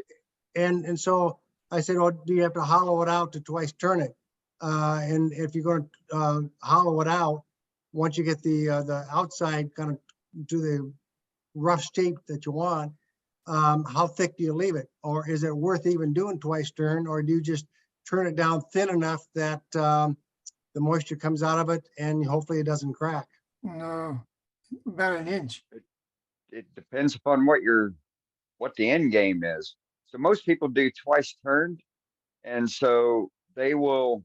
There's I believe it's 110% of the final wall dimension is the twice turned wall thickness, and you still want to have that consistency from the rim to the base, and then you seal the end grain. Okay. On the outside, that way it dries through the inside. And then, folks, set it up and either put it into a makeshift kiln, or they set it up on the shelves, proper air circulation, and come back to it, a year later. So what do most you people do out there? Do you, if you got green wood, you just turn it down to about 1/4 inch and hope for the best? No, I turn it to final dimension and I'm good to go. So I turn, so green wood for me out in Arizona, where I live in Tucson, I turn to final dimension of less than 5/16 of an inch. And while you're doing knock that, on wood, and and that's my final project. I start to finish. Okay. And so my question is that with green wood like that, if you're getting it down to the final dimensions, that's probably going back to what you're saying, is that once you get the final dimension up on the edges, you don't go back there because it's moving on you all the time. Yes. Correct. And Okay. it will move on you out, out in the islands off of South Carolina. Okay. Yeah, I do the same. I do the same. Yeah, okay, go ahead. I do the same here in Michigan. Most of my natural edge pieces, I turn wet and I turn to final dimensions on the first pass. And I'm turning to less than 1/4 of an inch thick, usually 1/8 of an inch or so. Yep. So yeah, and some amount of warpage is acceptable, but exactly what everybody's been saying. You turn to the rim and then you work and you don't come back to it. You work down into the center of the bowl. So there's not that many people do twice turned anymore. Is that what it sounds? Oh, I do it all the time. No, I do too. Don't know. I got shells, bowl blanks drying. It depends. Now, when you turn a green bowl to finish size, you're gonna expect it when it's done drying. The wood's gonna move on you. No, not necessarily. Well, Depends hey, depends on the wood. Depends upon the wood. It depends upon the climate. Yeah, Dane, I think you're in a drier climate. You have drier wood. Yes. Right. But, well, and so I will say this, so I have brought cherry back from here in eastern Kentucky and southeast Ohio, poplar and ash, and I bring it back in log form, and I'll process my wood, the blank that I am going to cut off that log, and start to finish that day. It will be a final project, and I don't have the warpage or the cracking that other folks may have. And so I go down incrementally, no more than an inch. I keep my center mass. I take that center mass down as I'm going down. I am very diligent. I stop, I measure to make sure that I'm at my 1/4 inch or less wall thickness. And if I'm making a 13-inch bowl, I'm at 5/16. That's the as I've evolved, that's the largest thickness walled bowl I make is a 5/16. But it's going to be a larger diameter vessel, 13 inches and higher. That's 5/16 of an inch. And I use my calipers and I measure down, each inch I'm going down to make sure I'm there. I got my final pristine cut and I don't touch it again. Remove the stock. I leave my life center there as long as possible with that center mass there. As I'm going down, I remove and make that center cone, because there's no wood in between it and the wall. So I'm not concerned about it because I've already got my wall thickness. And then once I get down to the bottom, when I've got maybe an inch and a half left in the bottom of the vessel, and primarily that's already after I've made that transition from the wall to the bottom, that's when my live center and tailstock goes away. So, but that's how I do it. Okay. And so with my vessels, I don't experience that because of my wall thickness, and I am adamant about making sure I am consistent between, especially the rim, and I don't have sharp corners on the rim because sharp corners are prone to cracking. And at the same time on that transition, if you leave that thick, you're going to create a crack just above that transition because there's uneven moisture coming out of that. But basically, if you want your finished product to be round and not move, you need to twice turn it, generally speaking. All wood's going to move to some degree. Some moves more than others. But if you want a finished product that's round, you need to twice turn it. And I do very little twice turning. I do almost everything from green all the way to finish. But it will move on you. And depend on the shape that you have, whether it's really obvious or not. Where I live, if I turn something green, even if it's really thin, it's going to move. It's just the climate I live in. And the woods I use the local woods here, so that has an effect on it too. But if I rough turn it and let them dry it and then finish turning them, they move. They hardly move if they move at all. So Yeah, so I, you know, in the I'm gonna- past, go ahead, Martin. I'm going to jump in and play devil's advocate because you're both right. One of the best ways of not getting your balls to move is to make sure that your wall thicknesses and your bottoms are the same uniformed amount right through the bowl. It's less likely to warp or distract. Twice turning is also perfect for it. Leave it thick enough, it will slowly dry, then you can go back to it and you can turn it and you can get it round, like you say, Dave. Exactly. But how many times have I've used kiln dried timber, turned a bowl, and I can tell you now that it will go oblong because the tree wants it to go oblong. It might only move a few millimeters, but ultimately it will get some movement. So I think both of you are right, and there isn't a right or a wrong way to do it. If you're going to twice turn it, I know guys that have hundreds of balls. Mike Mahoney over your side of the pond there, he turns 50 or 60, just calls them out, throws them aside, lets them dry, then goes back to them. So it works both ways. And I've seen that done, Dane, but you've got to be a good turner to get that wall right to not get too much movement.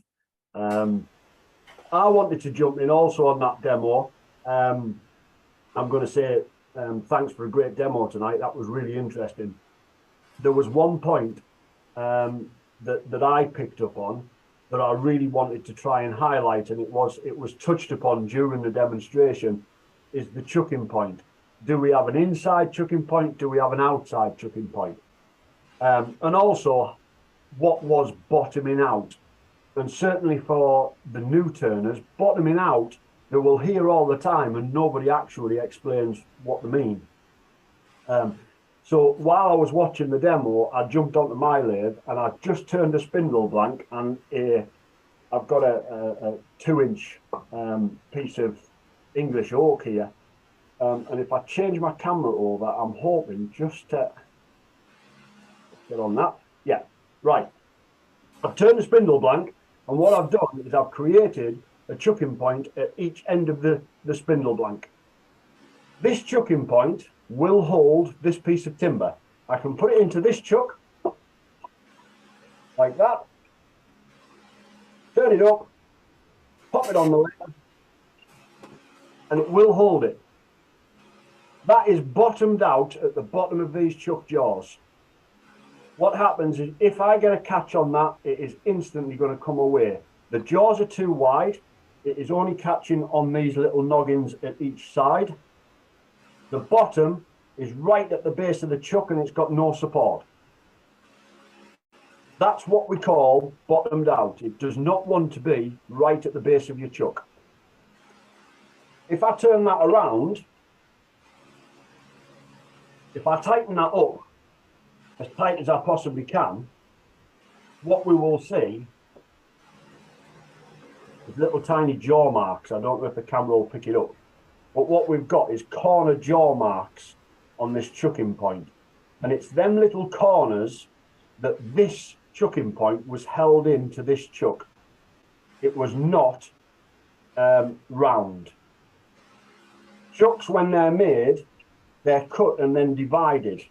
And as a rule of thumb, I like to use my standard metal ruler. And my metal ruler will sit in between my chuck jaws. And if I tighten that up, that's round now. Even though it has a slice in, that's where the machines cut it. And that is the roundness that we're wanting. So we're wanting these jaws to be as close as possible. So when I open that and I drop that one in, this one has made every point of contact. It is not at the base. It is not at the base of the chuck in here. The corners are no longer touching. The whole chuck jaws are touching. And also the point where the jaws, the point where the front of the jaws, this part, is sitting on the timber around here. Now this one's a spindle blank. when we go on to ball blanks, the idea of an internal or an external chucking point is what we need to ask ourselves. And when we're turning that ball, if you're going to make an internal chucking point, you need to think about the size of the chuck jaws and the piece that you're wanting to sit them on. So in this instance, if I chuck this for an internal chucking point, the chucking point that is going to be left on the bottom of this ball is going to be that size. And that size is far too big a chucking point, really, for a nice ball to have this indent in the base. There's nothing wrong with it, but you are using quite a lot of the bowl. We often work. This is too much. You're going to have to leave all of this on before you start shaping your bowl. So potentially this would work better with a foot left on it rather than an internal chucking point. What you can't do is do an internal chucking point and start turning your bowl out from here, because you're taking away that support from sitting against your chuck. So think about what type of chucking point and make sure that when you are chucking your piece of wood, that your jaws are not creating that four corner block. It is only sitting on these outer corners here, here, here, and here. It wants to be sitting all the way around it. And a chuck will only sit all the way around it. When that is screwed in and tightened up against your timber, that can create a foot and not mark your timber at all. If I put that chucking point into there and tighten that chuck up as tight as I possibly can, even if I use the bar on the end of it, it should not mark the wood. It should be supported all the way around. It should leave almost a ring around it rather than indentations. This is very awkward when the chuck's not on the lathe, Jane. Yes, it is. And you got a camera on you. Can you see the ring? Does the camera show that ring? Raise it up a little higher. Can you see the ring on there? Push it forward. Yep, you can see it. All the way around, That's where it's rather supposed to be. than at this end, you've got indentations. Right, you only got Can you see 8 points. 8 points of contact instead of solid contact. Yeah. So Thanks Martin, for out that, of Dean. I curiosity, just wanted to touch on that because I think it's important. That's awesome. especially- No, perfect example. And then, so what's the dimension on that tenon, the properly made tenon there, Martin? It fits the chuck. Come on, Dane, you know this. You know that Yes, all I of know. the time, there is things that you need to know and there's things that you don't need to know. And one of the things that I know is that tenon fits in that chuck. It's the right size. How big it All is, chucks are different. they are. And in this occasion, this one is a 45 mil, which is 1 3/4. Does that make sense? 1 3/4 inch. Absolutely. Yeah. Martin, thank you very much. I appreciate your input. This is very good. It's just something else to think about. You know, sometimes it's not just about throwing something on the lathe and should I hold it inside, should I hold it outside. It's trying to get the spaces, it's trying to decide whether you're going to incorporate a foot, you know, to create the shape that you're wanting to create. I see so many bowls with huge holes in the bottom where they put the chuck jaws in, and you can almost see that you know, there's no way that it's been sat back on the jaws unless they've been using the shark jaws that are about 2 inches long, where they've gone into the bottom of the bowl, and there's really no need to hold them. If it's correctly chucked, you can probably hold, you know, I'm not saying start digging out a bowl with a 2 millimeter chuck at the bottom of it. You know, you want a decent sized chucking point, and stay within your capabilities, because if you do get that catch, it's going to come away on you.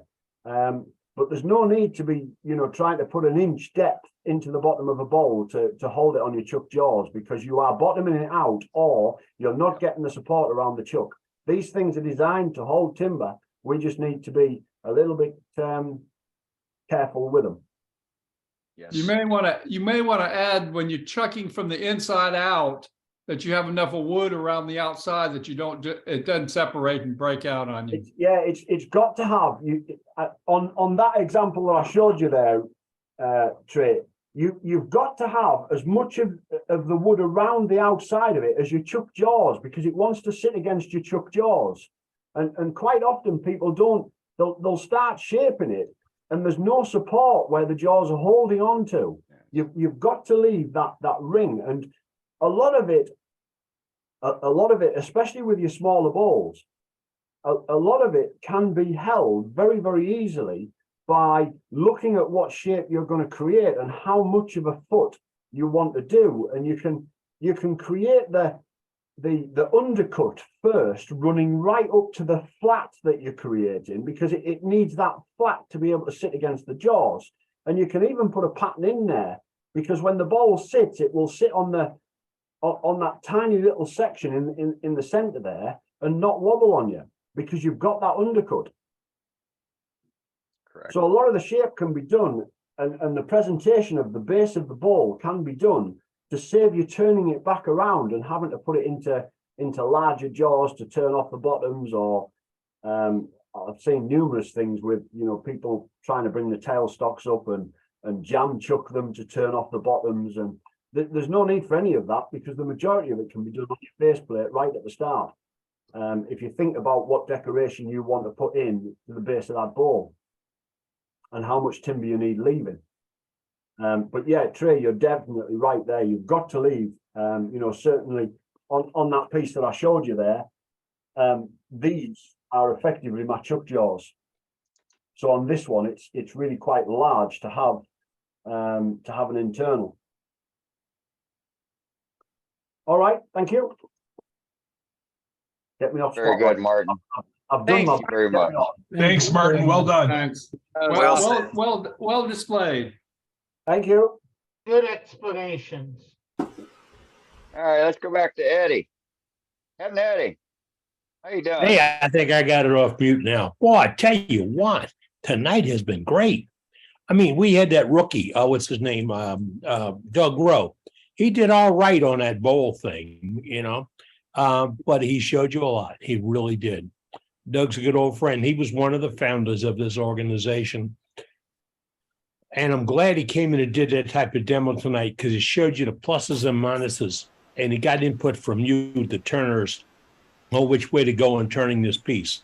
And that's what we look for, information from you. We went all the way to the Great Britain and went to Martin Clarkson. We had Paul Hanby on here. I know we've got Don Masterson out of Australia with us tonight.